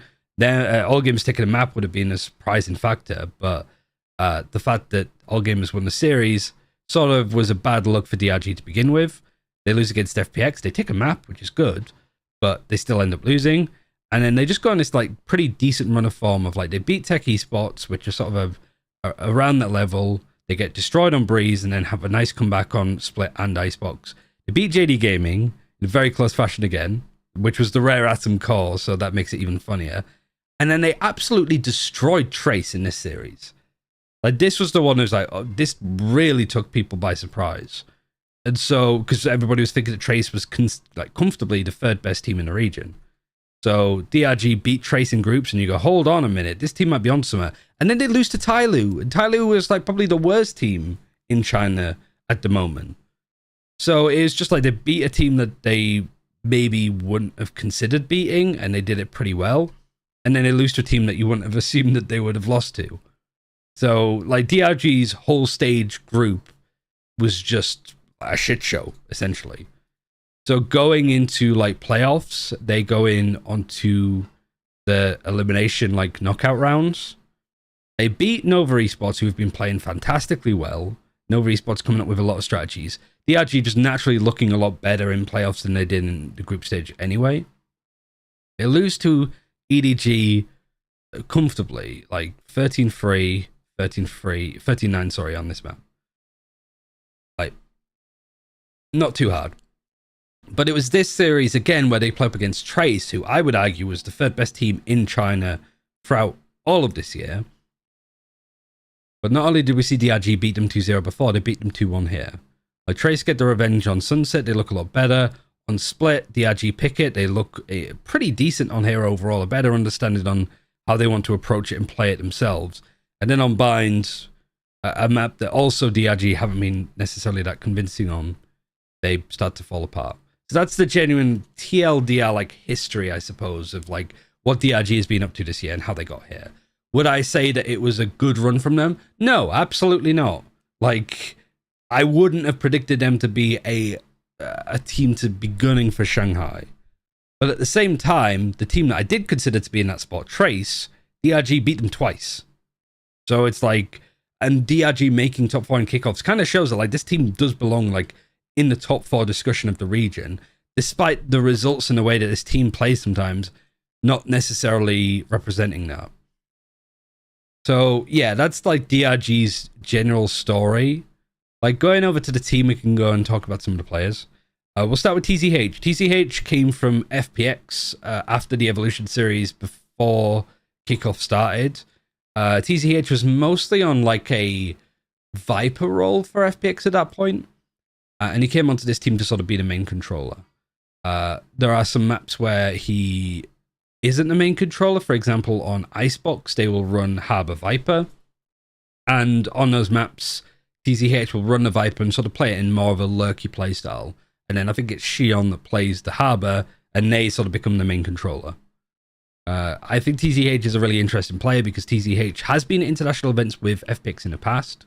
But TZH also broke down in tears after they qualified, saying that like this means so much for him because he was starting to lose belief in himself. But this is a major event for TZH, clearly, with the reaction that he had had. And his addition onto this team has been good because he is aggressive, he's mechanically strong, he's just a good controller, like a good pair of hands, I think. Doesn't tend to overheat that much, isn't a problem player for me personally. Vukashu we know a little bit more about because we have seen him play in EMEA. He was on Rebels Gaming for the longest time, almost like qualified for Challengers 2022 in EMEA, but was one of the Russian Exodus players to come over to China, the same way that Diseased had done, and Anuxai, and I think Dimasic is actually in China as well. So there's some big names that have moved over, and Vukashi is probably the most well-known. Sentinel player, Cypher only player other than Icebox, where he plays Killjoy. Mechanical god. His aim is crazy. His decision-making is crazier. A lot of fun to watch. Like, one of the most mechanically strong players that you'll watch. Like, cleanest aim, for sure. But obviously, he is on a team of like Mandarin speakers at least, because we have 2 like Taiwanese players here, and then the rest are Chinese, obviously, or mainland China. So yeah, Vukashi was just in that spot, I suppose, where he is on a team that doesn't necessarily speak English. We've seen in interviews of them saying that like Luke will translate stuff for Vukashi if he needs to, but otherwise Vukashi is kind of just on his own. He is just vibing. He knows some China callouts, and the team knows some English callouts that he can make for sure. But that's why you mostly do see him like vibing on his own on one site whilst everybody else is on another. Like, he just sort of plays his own game. One of my favorite things that I saw from Evolution was watching Vukashi. We saw somebody on DRG ping, you know, like on the minimap, ping a position on the map. And then one of the other players of DRG stood in that position, like in the cubby or whatever. What it turned out, what it was, is that Vukashi was pinging on the map where he wanted his teammates to play, as if he's orchestrating StarCraft characters to move around the map. He's going, play here, ping, ping, ping, ping, ping, ping. And then they would play there, and then he would play off of them.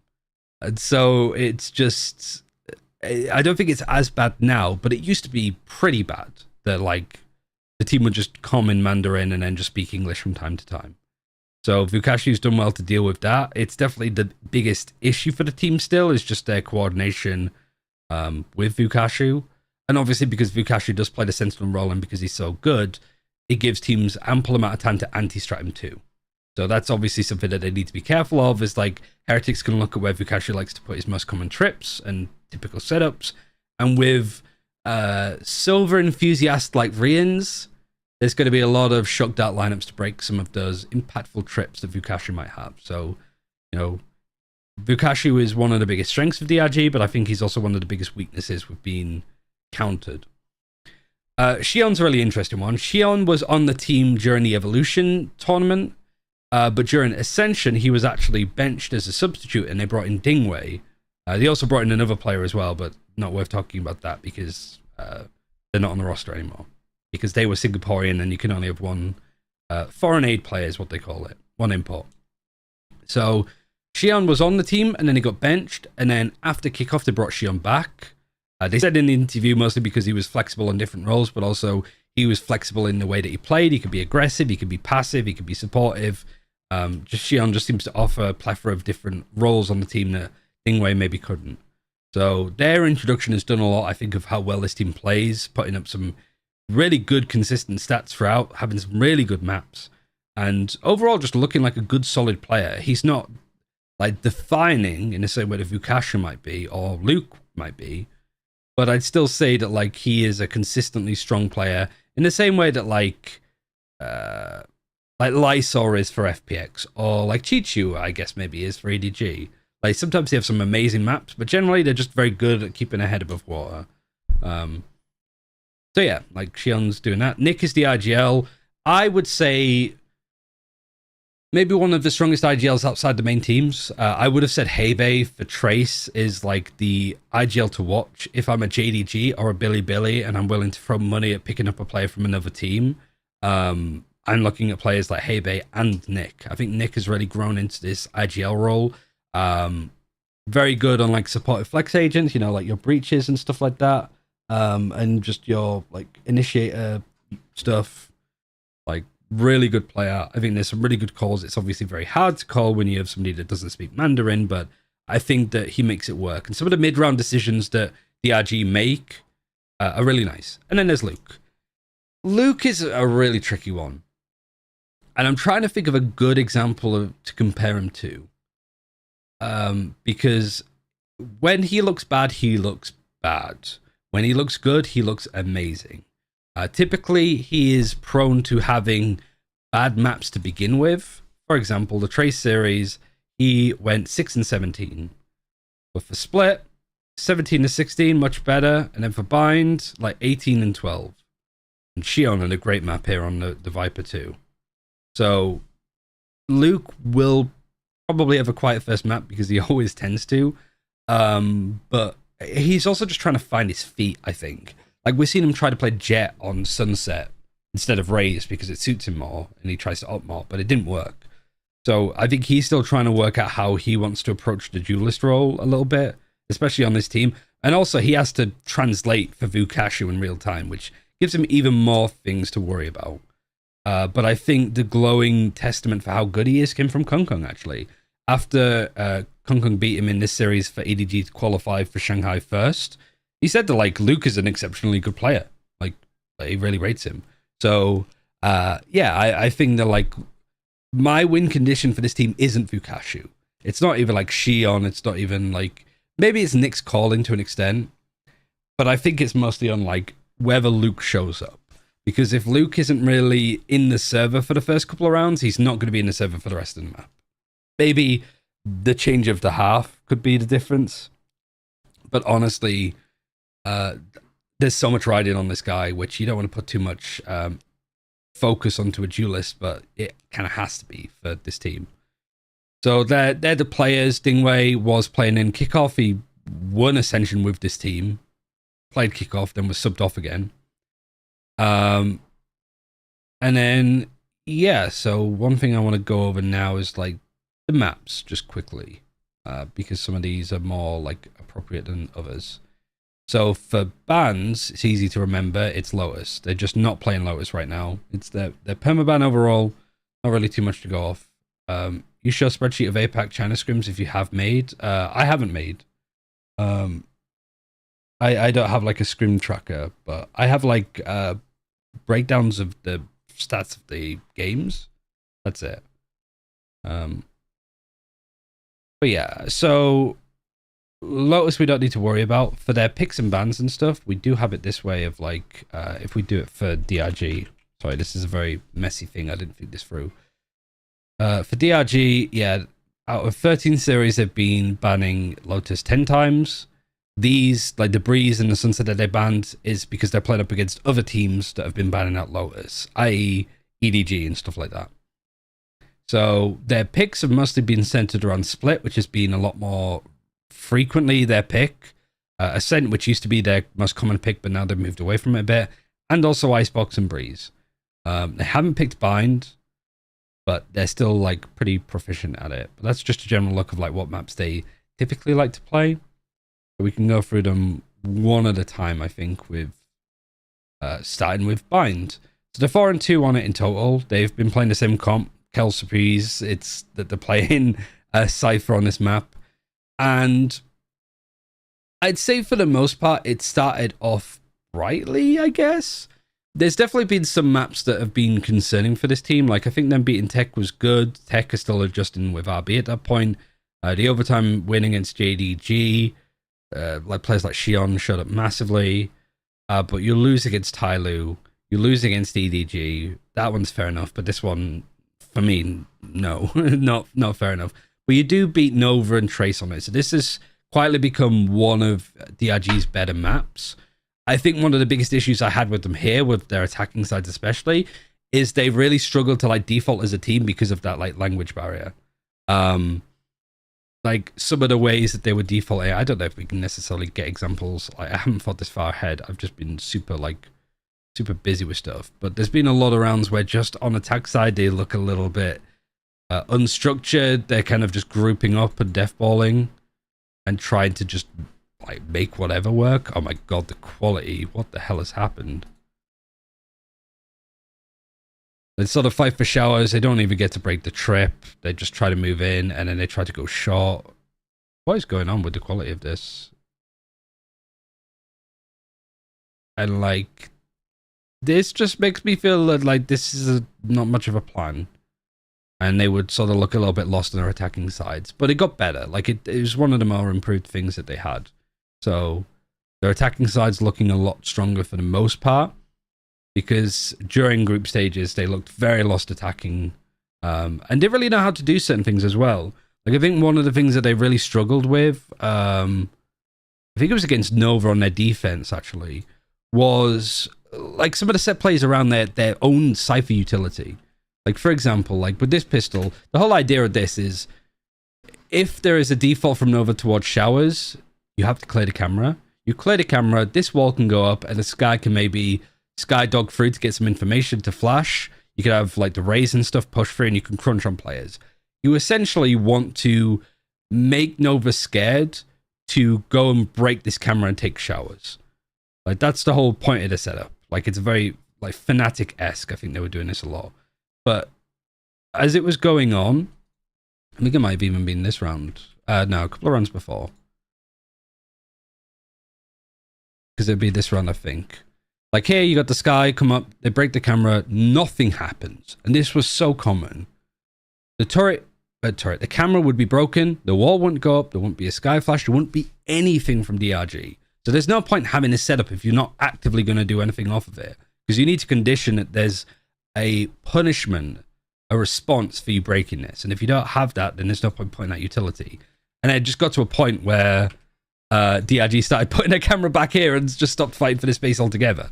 So like there's a lot of stuff like that you look at the way that they play and go, either you're not doing the things that you're supposed to be doing with this, or you're not making the right adjustments away. Like, you're kind of just doing the setups that everybody else is doing, but you need to sort of follow through with it a bit too. So yeah, Bind, this was meant to be a quick video. That's kind of like the story of DRG's Bind. Their split, they started to pick this a little bit more. They beat Trace, they beat Tech after losing against them in kickoff. And overall, like, this was a map that started to show up a bit more for DRG a lot later in the stage, and like didn't look too bad, all things considered. A bad result against EDG here, I'd say, but like overall, they moved over to playing like the common composition, and because role-wise it suits them really nicely, like Split has been like decent for them. Do I think that they should pick Split against the likes of Team Heretics? Probably not. I don't think. It depends. I can't remember if Heretics ban it or not. I don't remember seeing much of Heretics on this map. But yeah, like it's like okay, but I wouldn't say that China teams fill me with much confidence on how they play Split anyway. So kind of glad that it's going, to be honest, because watching it in China is boring as hell. So we have actually seen DRG make changes away. They were playing the normal comp of the Killjoy. They had a really good result against All Gamers, but this is a very early All Gamers team. And then they lose to FPX, and they just kind of get countered, like hard anti-stratted by this team that were running very interesting things on this map. I'm pretty sure this was back when they were playing the Euro 2. So yeah, like Euro, Jet, Fade, Omens, Cypher. And it just destroyed them on defense, which is weird. But then they moved over to the Cypher, and since then, the results, like a win against Nova is a good result, for one, because Nova are really good on this map with their Breach too. And then they lose to EDG 13-3. Then they beat EDG 13-2. Like, they absolutely rinsed them. And like, it's some of the best, like, protocol, best, like, you couldn't believe that you were watching a China team when you were watching this map. Like, that's how crazy it was. And it was so out of left field, which has been DRG's thing. Like, you'll notice that all of the comps that they play are the most basic things in existence. Like the Billy, like our Sentinels comp, the old like Fnatic comp on Bind, where you can play the Cypher. On Ascent, it's pretty much the normal comp, but with a Cypher for comfort, which a lot more teams are moving over to. And then for Icebox, you saw them try to do like Gecko Sova, which didn't really work that well against Tech. It was okay. Oh no, it did win. Yeah, you were 2-10 down and then you won 11-1 on the defense to win it in the end. And then they moved over to Harbor Viper for stage 1 when they brought Xion back in. And it actually has been a really good map for them. Like JD Gaming losing this series was weird, but I do like how they play this map, how they sort of set up TZH to go for some crazy lurks. And we also saw Nick get a crazy 1v5 on Icebox, which is definitely worth looking up, which actually I'll do that now actually. Let's go do this for China top 5. I don't know why Christ, fuck's sake. China top 5 Valorant. I don't know what I was expecting. What is it? VCT China. Let's get the actual right page. Is it this one? They changed the branding for Shanghai. Okay. Christ. When would it have been? It was like stage, so that's kickoff. It was stage 1, day 2. Of course it was this one. Oh, we're spoiling it. 零点秀探转到了以后，转好了以后，发现了黄腔没有人，很快的一个 Full 1v5. 尼克早转移打2个，枪很硬，又敲一个，哇，2个了，但他需要松点，在右上方，高点没有找到。 It's crazy. This transfer between 2 players is amazing. Spitfires gets a bit unlucky, but I don't know what Sword9 is looking at. I genuinely don't know why he wasn't more aware that they could come from that direction. But overall, the comp is, again, fairly standard one. For Breeze, the comp is incredibly standard as well. They tried a bit of Harbor, but it didn't work. But not really been going well results-wise, but like beating Trace, beating JDG, it's Breeze is a bit sort of like a Jekyll and Hyde map for them. And then Sunset again, like trying to run Breach Sova again, like this is the most like vanilla team compositionally to look at when it comes to how they play and perform. So really, there's no map that excites me for DRG, like going into any particular series that they might have in Swiss stages. Not like FPX where their Lotus, where their triple control is really interesting and could catch teams by surprise. The problem that DRG have is that they're playing like everywhere else in the world. The most de facto vanilla comps, and you're playing up against a team like Team Heretics that is very good at beating teams like that, coming up with their own playstyle and way of approaching it. You're going to have a tough time, even with Miniboo not being there. I think that it would be a tall order for DRG to beat Team Heretics in their series. So yeah, this is just something I wanted to go over to talk about DRG as a team, to introduce them a bit more. And yeah, any more questions, I'm down to hear them.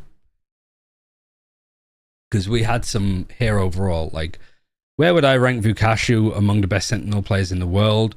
I don't think that he's really at that level. Like, he's not a top 10 Sentinel globally. I think he is amazing and he can be good, but you can't just be on like Cypher and then sometimes Killjoy duty and assume that that would be enough. You want to see them play a bit of Viper. Like, you have to give points more to other Sentinel players like Alpha, like Les, like Nats, like Chichu, because they're just a bit more flexible in their role. So I'd say that like Vukashu mechanically is one of the best players in the world, but is he the best Sentinel player in the world? I don't know yet. Like, it's more on how the rest of the team plays around him than how he plays around the rest of his team, to be honest.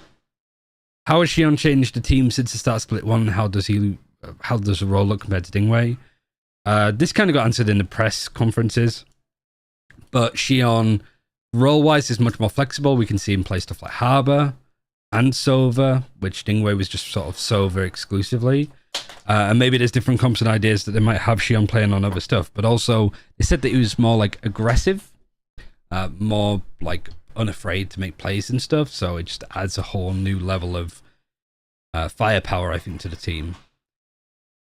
Since I don't watch a lot of China, I'd like to know about the general play style a bit more. How does Vukashu play? I'm interested in Vukashu because I'm in Sentinel as well. I like, again, it's like the most, there's no crazy utility. Like, it is just the very strong stuff that Sentinel players use nowadays.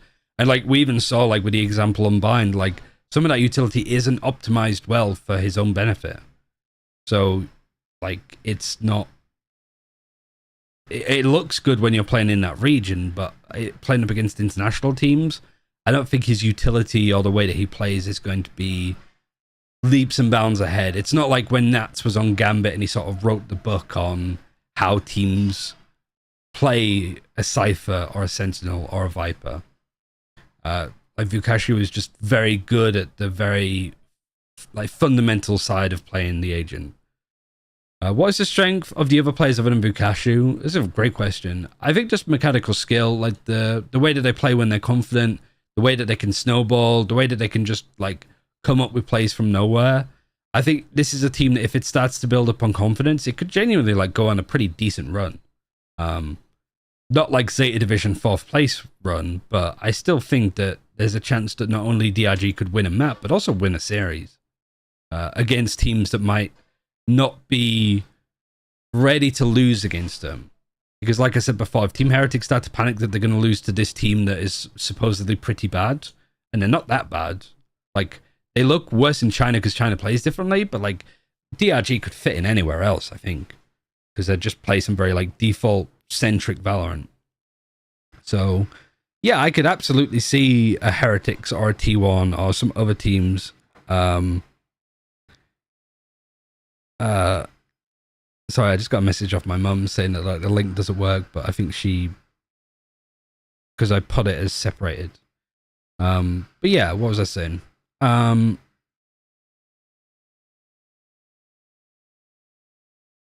I could definitely see teams that maybe aren't looking as convincing in their own regions get surprised by DRG and how hard they can hit, because they can hit pretty hard. Should I expect to see them at Champs? That is a fantastic question. I love this one because, like, I genuinely don't know because it sort of depends on the format. Basically, T1. Yeah, right. Like, I could see a T1 like tilt themselves into playing poorly because of they're like, this team is supposed to be trash. Why are we losing to them? You know. So I want to look at the points because like DRG is towards the top, so making top 6 isn't even that like set in stone.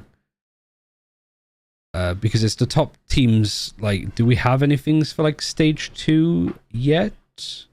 Not yet. Because obviously this turns into a round robin. So they're 5 and 5 at the moment, but that's how many series? I don't know. Like, it's all based on performances in group. They're 3 and 3, and they've played more than half of their games, and they got EDG, Nova, Billy, and Wolves still to play. Like, there genuinely is a chance that DRG don't even make top 6 playoffs, because like even teams like JDG get to play 5 games instead of 4 here, and like, there's a lot of teams that are just like 3 and 2, 3 and 2, 2 and 3, 2 and 3, 2 and 4, 2 and 4, 2 and 4. I mean, like, it's incredibly packed at this sort of like level. Like, if so, making champs might be really tricky, but historically we have seen DRG consistently make top 4 in their region. So why would they not this time? You know, that's one of those ones of like you'd assume so because they have been like up towards the top, but depends on how they do in groups. And I also think just this team struggles to play in groups because you have weakly opponents who can anti-strat like Vukashu setups in the way that they're defaulting because it's very standard, straightforward things. So yeah, it's stuff that they need to be careful for. If you have to power scale them against other regions, where would they be? Like 8th in EMEA or something? Oh, that's a good question. I think for this event, if you're putting DRG any less than anything more than 12th, you must hate the team that you've put in 12th. I don't think it's necessarily very fair to other teams, but also to DRG to sort of say that they're better than a T1 or better than a Heretics or whatever historically. Because DRG have just not been tested at this level. It's a whole different ballgame for them. So for me, it's like the expectations for DRG should be kept very low. We're not expecting them to do much, but that doesn't mean that they can't do much, you know? I think it's better for them as a team to sort of go in with no pressure on their shoulders because that's when they're going to play better. Anybody that's saying that they're going to like go on a crazy run is mental. But like in other regions, I don't know. I'd probably still say like towards the bottom for most of them. Just because like I think their style would suit a lot more for like EMEA or even Pacific, but it's still a team that has like big issues with communicating, which I don't know how that's going to be fixed in the future, if at all. Everybody's sitting there guaranteed to be last. Is that true? Again, kind of like I just said, I think that you could put them at the bottom of the power rankings and put them last there. I think that's fairly fair, like justifiable, and it doesn't seem like cruel. But I think saying that they're guaranteed to be last, that they're going to go in and not pick up a map or not pick up a series, I think is potentially very dismissive. We've seen a lot of teams go into events with no expectations on them and do quite well. Case in point, in Sata. So I don't want to say that like this might be the perfect environment for DRG to play. It's just against other Chinese teams that they can't really play that way because China plays so differently. But yeah, like I think like winning a map and just like being a spectacle, being a good team to watch, I think is a good goal to set for DRG. Like you don't want to go out and just be battered or just lose confidence. Like put on a show for the people who have bought tickets to see you. You know, that would be my approach. How on earth is Vukashi so good when he's essentially playing it like ranked without being able to understand comms? Because he's Russian, basically. He's Russian, so he can just mute his teammates and still play. But the genuine answer is that Vukashi is a great player. Like I think he would have been in consistently strong tier 2 teams. I mean, he was on Ascend and stuff way back when. No, he wasn't. That was Musashi. But he was on Rebels and stuff. And it's probably just because of the fact that he's Russian and being able to get a visa for Russian players is incredibly hard. He didn't get opportunities in the EMEA more because of that than because he wasn't technically good enough. So, like, Vukashi is just amazing. It's just him having to balance around playing on various teams. Do you think other teams have a similar communication style to them and find success? Other teams have a similar communication style to them. Like other Chinese teams for sure, but I don't think any other teams have like communication issues other than maybe Leviathan, but I don't think that's true either.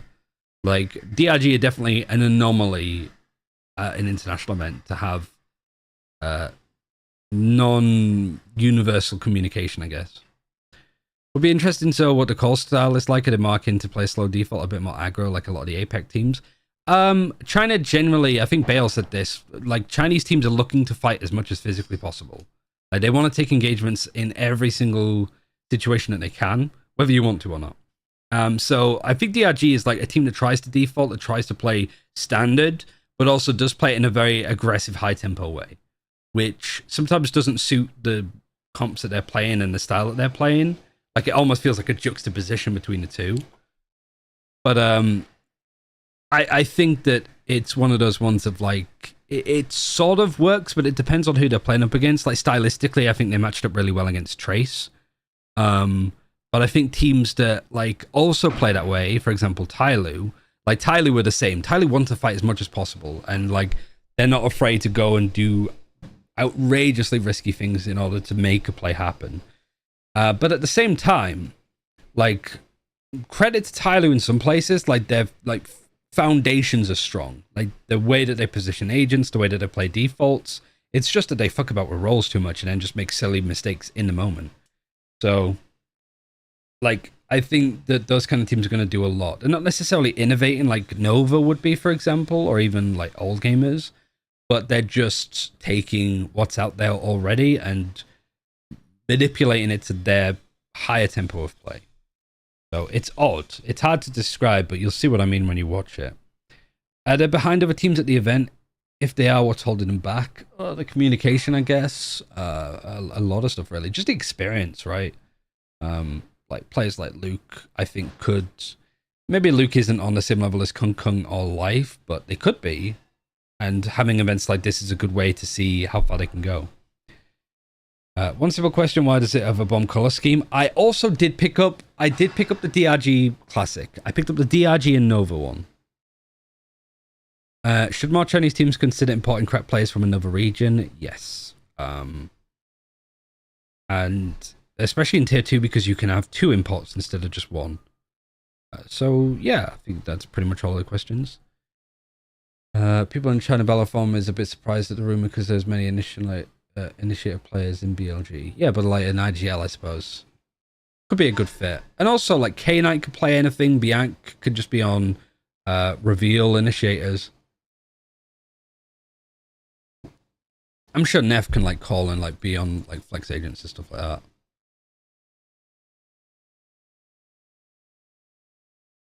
Oh, this is the full thing. Here is my video. Oh my god, it's a full fucking in this video, episode. I've got an expert from each region, and we're Hooray! going to do a preview of Masters Shanghai. EMEA is winning Shanghai? It's literally in the city that they're playing in. It's in mostly the venue that they're playing in. Like China are winning Shanghai. Well, I don't know why I have to say this because it's so obvious, but Pacific is winning Shanghai. America's gonna win Shanghai. Let's go, baby! Oh my god, Vansili is so good. Oh, why is Chober not at this fucking event? Oh, also, can we talk about the fact that there's only 2 pairs of casters at Shanghai? Like, what the fuck? What teams are your region sending to Shanghai? G2, Leviathan, and 100 Thieves. So we're sending like Fnatic, Heretics, and Footballist. Sending PaperX, Gen G, and then T1, which is probably a bit of the wild card there, but those are the 3 teams we're sending. We're sending EDG and FPX for one, the 2 teams that we sent from Madrid that I don't like, probably underperformed, like at least in my expectations and probably everybody else's. But we're also sending a little team called Dragon Ranger Gaming. How would you rank the 3 teams you're sending from DRG Official. Yeah, it's a cool video. I can't wait to be in it. It was a lot of fun to record, but it's like an hour recorded, so I don't know how the fuck he's edited this down. 1 to 3? I think the Fnatic is gonna be the first one. I would put the Heretics on the second one because they have a sub, like Minimu is not gonna play, and the duelist really can affect on them. So I really like Redgar's room. put the Footballist on the second, like the top 2, and the top 3 is gonna be Heretics. Well, third we'll put DRG. I think most people that would do a tier list would put DRG at the bottom of just all of the teams in the leagues, right? Like out of the 12 teams attending, I think you'd be mad to put DRG anywhere other than 12. Not because they're like a terrible team way behind people, but just they lack the experience. I think they lack the ability to like sort of play around international teams very well, and they're very susceptible to being anti-stratted. I think that, yeah, EDG, until they are thrown off in like a grand final, you can't say anything other than they are the top team in the region, but I do think the FPX are right behind. So for me, it's simple, but it might be hot takes. So my number 1 is 100 Thieves, my number 2 is G2, and my number 3 is Leviathan. So I think I rank these 3 teams as they finished, right? I think PaperX in first, Gen G in second, and T1 in third. For Gen G and PaperX, I think the fashion in which PaperX won, I think it just locks it in that they continue to be the strongest team in the Pacific. I'm not going to watch the whole thing. I don't think I have time either, because my finish is working half an hour. Has there been an official release post for the China capsules? I don't know if there's been a post, but there's been like, I don't know if people saw this as well. There's been posts about it. We spoke about it, so also it's probably not good for For You page with just how awful X is at the moment.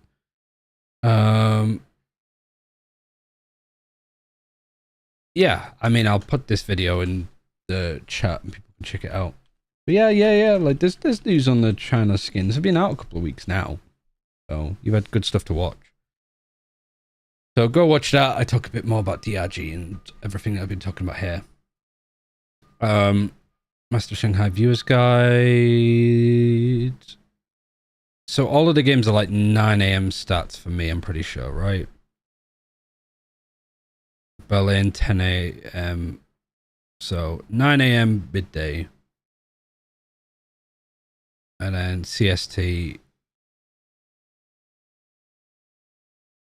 All of this week. Okay. So I'm only missing Gen G and Leviathan. I'm missing DRG, play Team Heretics, man. But it can't be helped. We get to see GT versus T1, which I'm excited about. And then FPX versus FUT, which, yeah. Don't know how I feel about that. And then the Masters playoff schedule.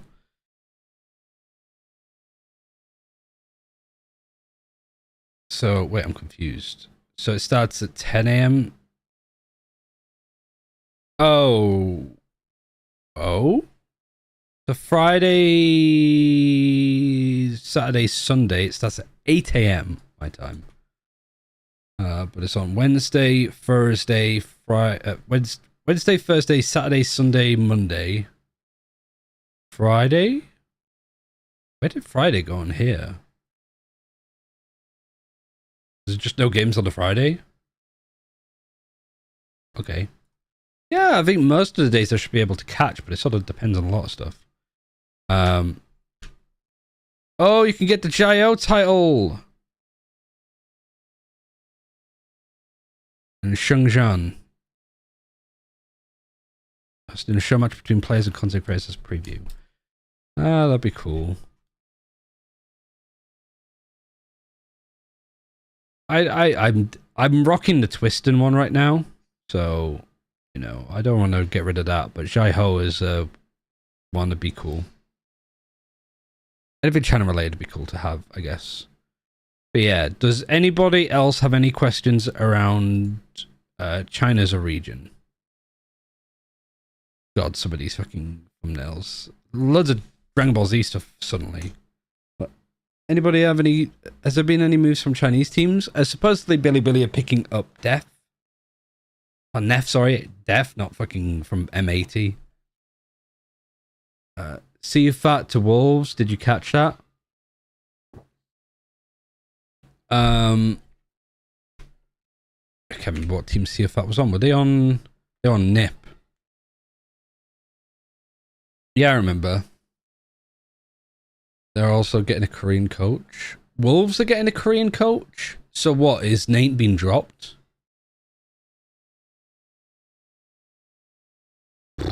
Okay.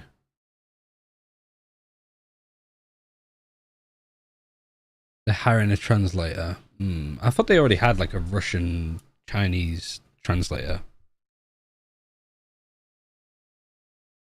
Strange. They're replacing Plex. Jesus, that's brutal. I'm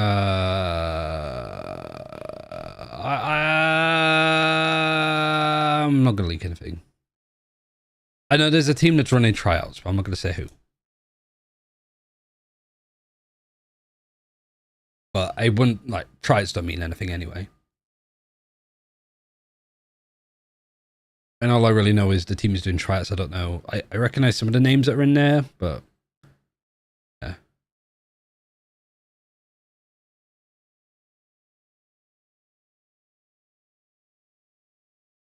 I don't know. I think most teams are sort of experimenting generally anyway, but I think the main teams aren't making changes. I don't think Trace are making changes. I don't think Nova or All Gamers are making changes.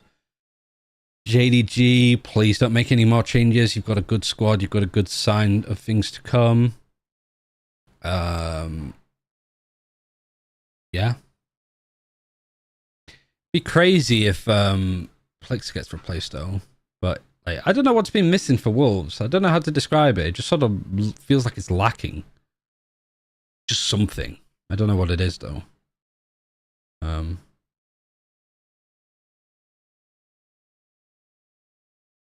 Trace not picked up a psychologist. Maybe there's that.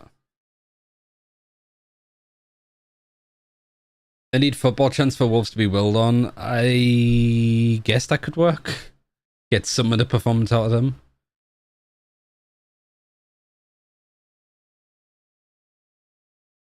But yeah, I wouldn't be too worried about changing up the teams too much.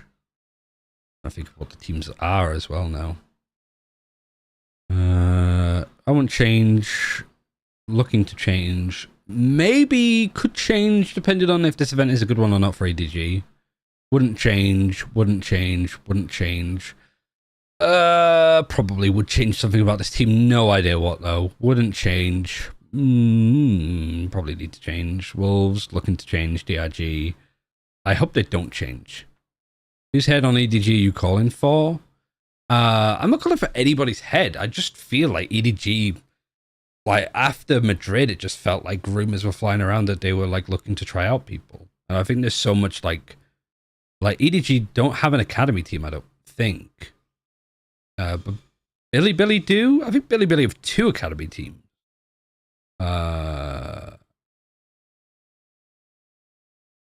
Outside of that, I can't think. I think it's called IMA. Oh, IMA is their team? Oh. Do you know what team SLK is on? I have no idea. I know they have academy players, but I don't know. Like, it might be just one of the, like, 2-way player things. But I know IMA.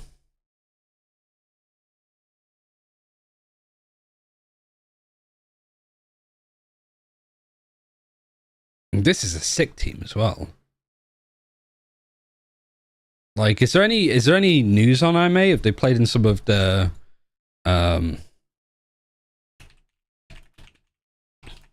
Liquipedia Valorant. This is the only stuff that we have. China National Competition Season 2. Wait, there's information on the Self Division Championship? Really? Oh, it's just the top 2. Okay. Who's on them? TBD. We don't know. Oh my god. We don't have anything for the Platform Season 4 one, which is going on at the moment. This was from last stage. We've got Rare Atom. I think Rare Atom are like making roster changes as well. GJ How, Energetic Gaming, I know. ZY Gaming, which is pretty much the old Monarch team. Maple's been fucking with CCG. MDY, best team name ever.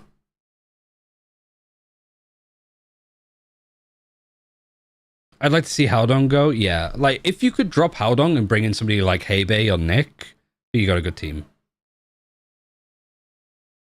But I don't know, like, I don't know if that would be like the answer to their prayers.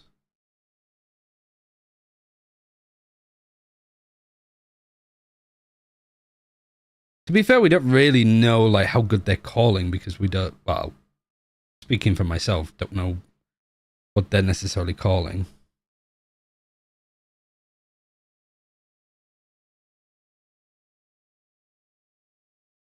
Yeah, Howdong has more experience, but you sort of need like fragging players. I think it sort of depends on how, like, it also like a lot of pressure has to go into after as well for the coach. And like how you get the support there. So the only actual like information that we have qualifies is DouYu, which, yeah. YH and 0.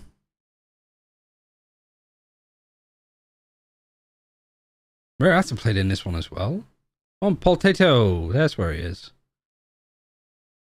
There's actually no information on IMA. I've not seen him so far.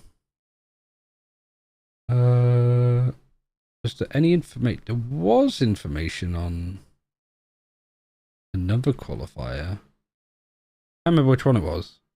I think it was another DouYu qualifier. No, it was was it a Huya qualifier? I can't remember. I think if I search for Rare Atom though, Rare Atom, that's the other thing I don't get about tier 2. Like Rare Atom are playing in, Rare Atom have qualified for like the China national event. But they're playing in all of the other qualifiers, I guess, to just accrue as many points as they can get. Yeah, the Kaiwa Cup, which I think goes into the platform qualifier. Like an IMA, they lost 3-1.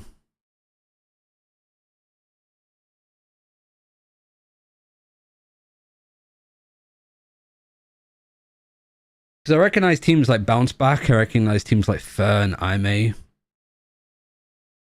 They're definitely like good teams.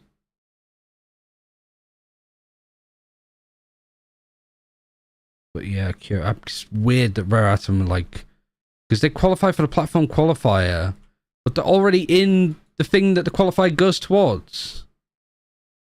Like, hello? It's so odd. Like, they did this, they come second, so they qualify for the China National, but now they're qualifying for the, like, Platform 4 tournament, so it could be that we see Rare Atom here and Rare Atom here. I don't get it. Why are they here? Literally just there to just fucking... We're going to make sure that we're going to win Ascension because we are the only team that's going to Ascension. Just an award for participating. Rare Atom, because why not? Because, yeah, because it's like you get points for doing well, and then these points actually qualify you for Ascension. Like, top 8 go to Ascension. And so I think this is just Rare Atom just trying to farm as many of these points as they can. We're going to see them, like, go to college. They're going to go to the collegiate level just to... Yes, we're going to study and destroy people to get more of these fucking points. Like the fucking gang go to school.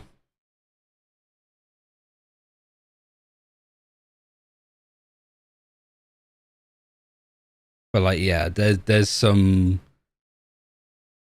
genuinely wild things. What's the Rare Atom School of Nice Try, kids? I guess the School of Vukashu.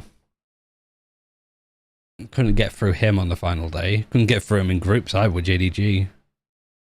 The North Division? I mean, there's no information on this stuff either. There's just no information. Pretty sure in China there's no information either. Nobody knows what's going on. It's a Wild West. Or Wild East, I guess.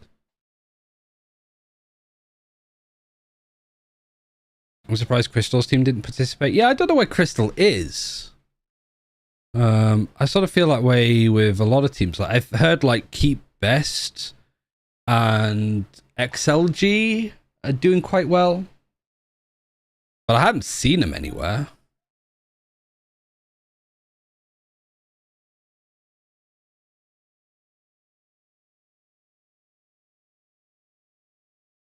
I've had up to here of him just swinging dry, tanking mollies to swing, disrespecting every smoke. He must fail. He's fine.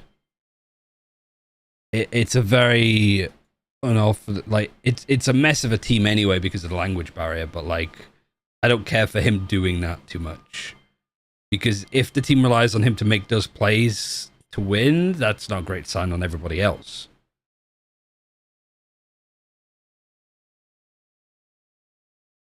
KBG got the ex-FBX players, Sichuan. When Lyso was grinded on at the side. Oh, is that why he was subbing in? That's interesting. Crystal's in. He's in XLG. Ah. Is there any information on XLG at all? Because, yeah, like, where the hell are they here? You know? I thought there's no fucking Russian players. Granted, there's not really too much information on this yet. Strange. I'll have to look up that then. If it's, is any news on VCT? Not that I've heard or seen. Been a while. Oh, me and Crystal follow each other. Joined XLG. So you got Crystal, Happyway, Mr. Can. Oh, Mr. Kanai's on this team. Then you got Raga. Oh, Raga's Russian as well, isn't he? Ah. Oh, and Diseased has actually gone back to Europe. I didn't know this. Hey, Crystal's only 21. It's crazy.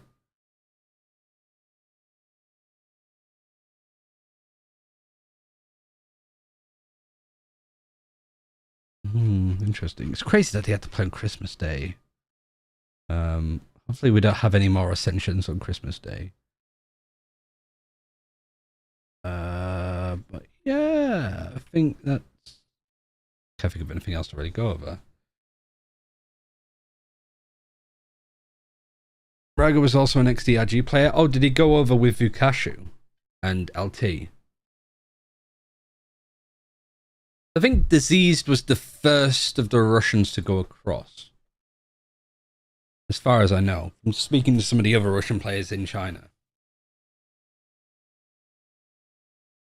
But like there's Raga, there's Anexai, there's people are looking to move but haven't moved yet. I can't say who. But they have Vukashu, Crystal. Like good people to build around, I think, so long as there's no major language barrier. Fun times. I just wish there was more information. Just give us something. Like, it's just incredibly convoluted. Because you're about to see it in a second, I think. But first of all, flashbang. Like, Christ. You can see it on, like, my camera. You can see the, like, how bright it is on my face. It's taking about 3 to 5 working days to load.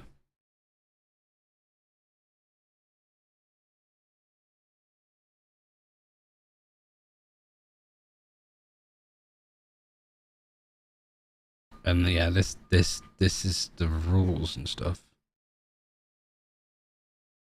Which Sprite kindly like translated and explained to me. Is good grief.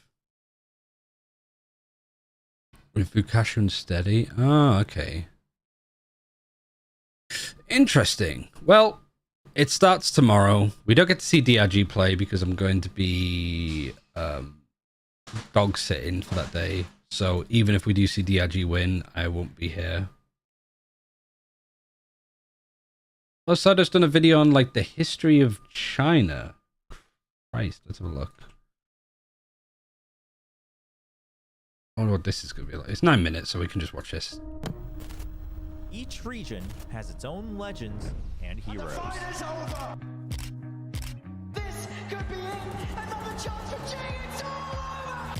Names we all remember. It's all on one, the last man standing. moments etched in our minds. Guess who aims the reset? Absolutely ridiculous! Magnum's in the smoking tent. Oh my god! Magnum's got no HP. Not like this. Not like this. Region compete against giants even without the same history. With our next Masters in Shanghai, it's worth knowing the story of Valorant in China. So take a seat, open up Duolingo, and get ready to learn some Chinese. Our tale begins with Edward Gaming and their less than stellar performance at Lock in Sao Paulo.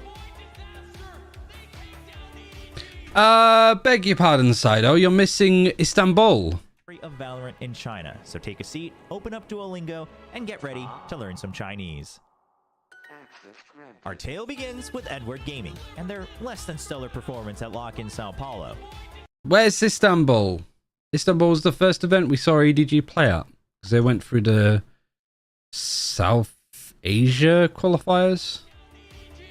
Or East Asia qualifiers, sorry. Masters Tokyo that we saw the first inklings that China might be the real deal. EDG came into the event hot, winning 13 out of 15 matches during the qualifiers, cementing their spot as the kings of the region, only dropping maps to the other qualifying team, Attacking Seoul Esports. Ooh.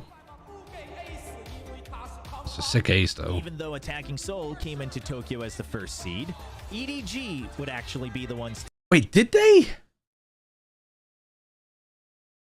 I don't remember that.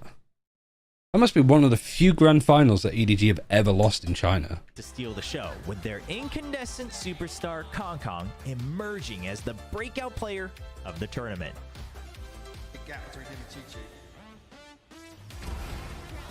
I am so excited to see Chinese teams on Haven again.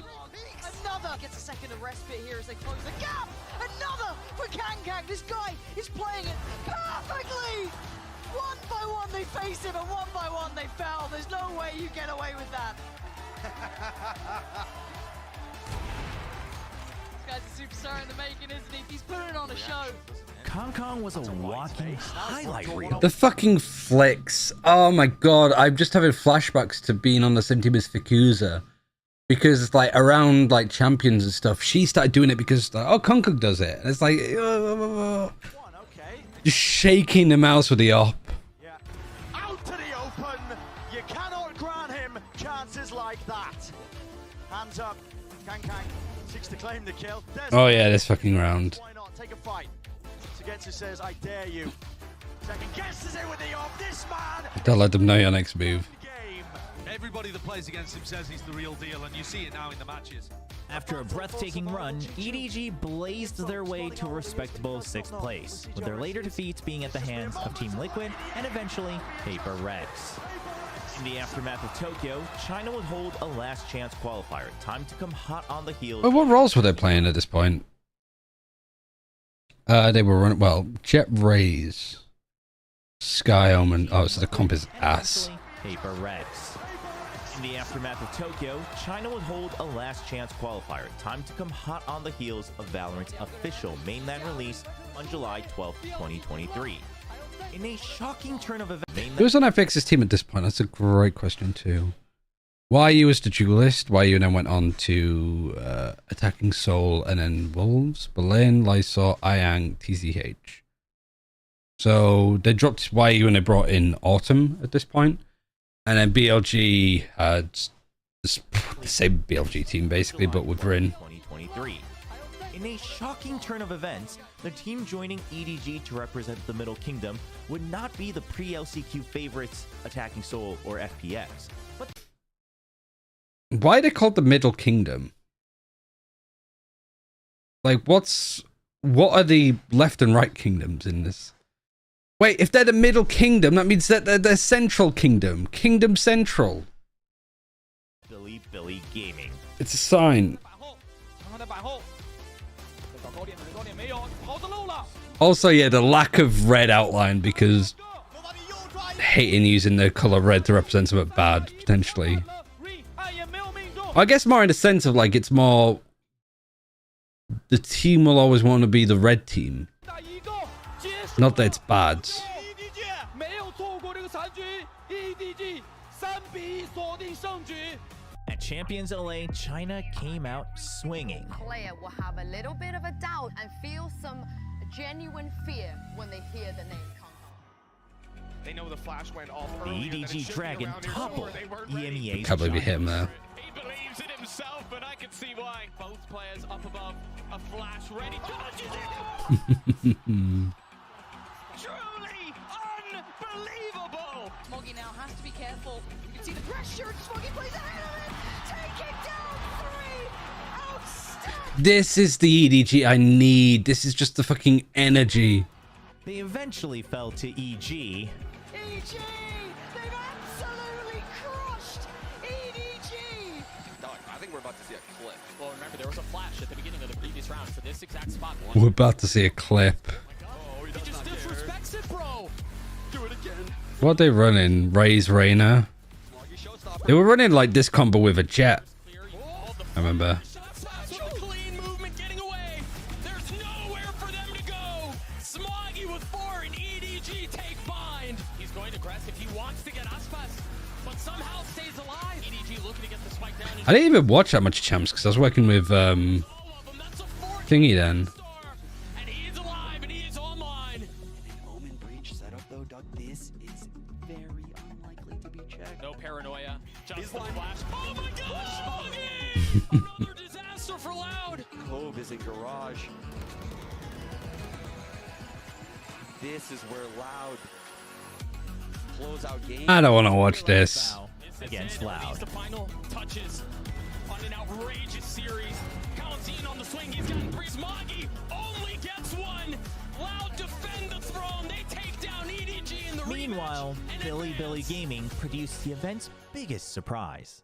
The duelist of the team of Billy Gaming, bro. Yeah. Knight is a strong player. Why is he going to send it? It's not even right. Knight isn't the duelist. What the? Easy. This is no easy task. 3 players are locked down and pushes forward. They've got him to OT. Yosemite does get the trade out again. This is ridiculous. Down to 2, making a 2. Oh, Bianc! As if he's the one standing doing this. And now we look at the buy coming out. He's still got a judge, Lord. Oh no. Is this the 4K round? The judge? Fine. No, excuse me. Hello. He does a good Yep. job. I think I need more. Yep. It's just a nightmare to handle. He's still going. Oh, my heart is breaking. Trap, some is a trap. Oh. Turn, look, the flash of paranoia. Oh, it's devastating. Billy beat them in perfectly. Here we go. This is it. Hold your breath. And now the fight begins. Knight takes down Som. Looks for follow-up. Finding anyone. It's so sad to see Billy not do anything remotely close to this. What might just happen here? The true upset of the day. The upset of the event so far. Billy took down NRG not once, but twice. That's so many. That's been it. Oh, I see. Eviscerating 3 on elbow. Breaking him. And look at the flag. Yosemite stabs him in the back. Billy cleaning up here.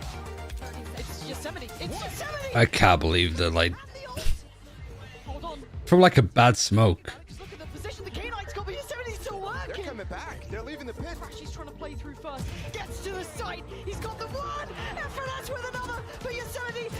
Red monstrous. Make it 2. Victor and Crashies. Oh, it's only Victor.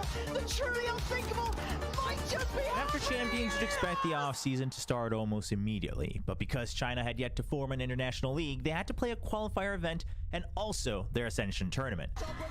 Returning names such as FPX, Trace Esports,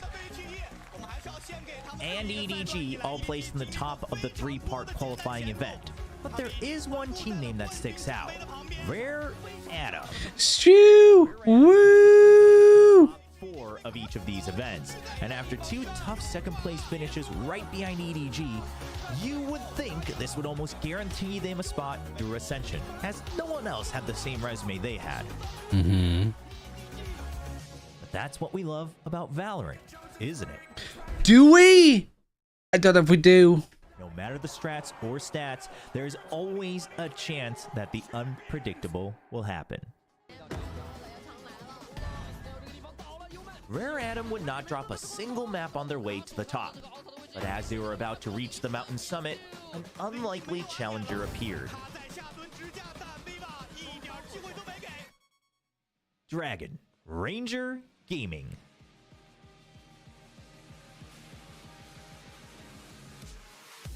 It was not looking good for Rare Atom. 2 maps down in the Ascension Grand Final. Now they fucking 13-0 them on Lotus and then still lose. They pull out the ISO. They ficaled over them. Even after a clean 13-0, it would not be enough to bring them back, as DRG would close out fine, making them the China Ascension winners. Not all stories have a fairy tale ending, but the Rare Atom that lost to DRG was picked up by the partnered organization JD Gaming, and so their players still made it into the VCT. These are the types of stories, the moments why we watch Valorant. Those unpredictable scenes where the server almost seems to go quiet, where nothing else matters, and something magical happens. One night in Shanghai could change the world. Very good. Very nice. Great video, Sido. What other videos has he done?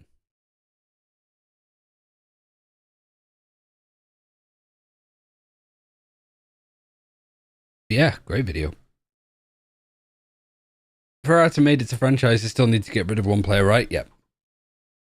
I mean, that's why Yo Man didn't go with them, right? Because I think if they could, they would have just taken him. But yeah, I feel like that's probably a good place to finish now. Well, Fickerman's Valorant is watching some tier 2 at the moment, so we should support tier 2. So let's host that. So yeah, we'll be back at 9 AM tomorrow for the first games of Shanghai. We're going to miss Friday, but we'll at least get to watch FPX and FUT play, as well as G2 and... G2 and who? Can't remember. I'm blank. Yeah. I'm going to leave it there. Thanks for everybody for tuning in today. It was a lot of fun. Hope you learned something. And T1. Yeah, I think it was T1, so we'll see how that goes. But yeah, GG's. See you tomorrow. Shanghai time. Woo!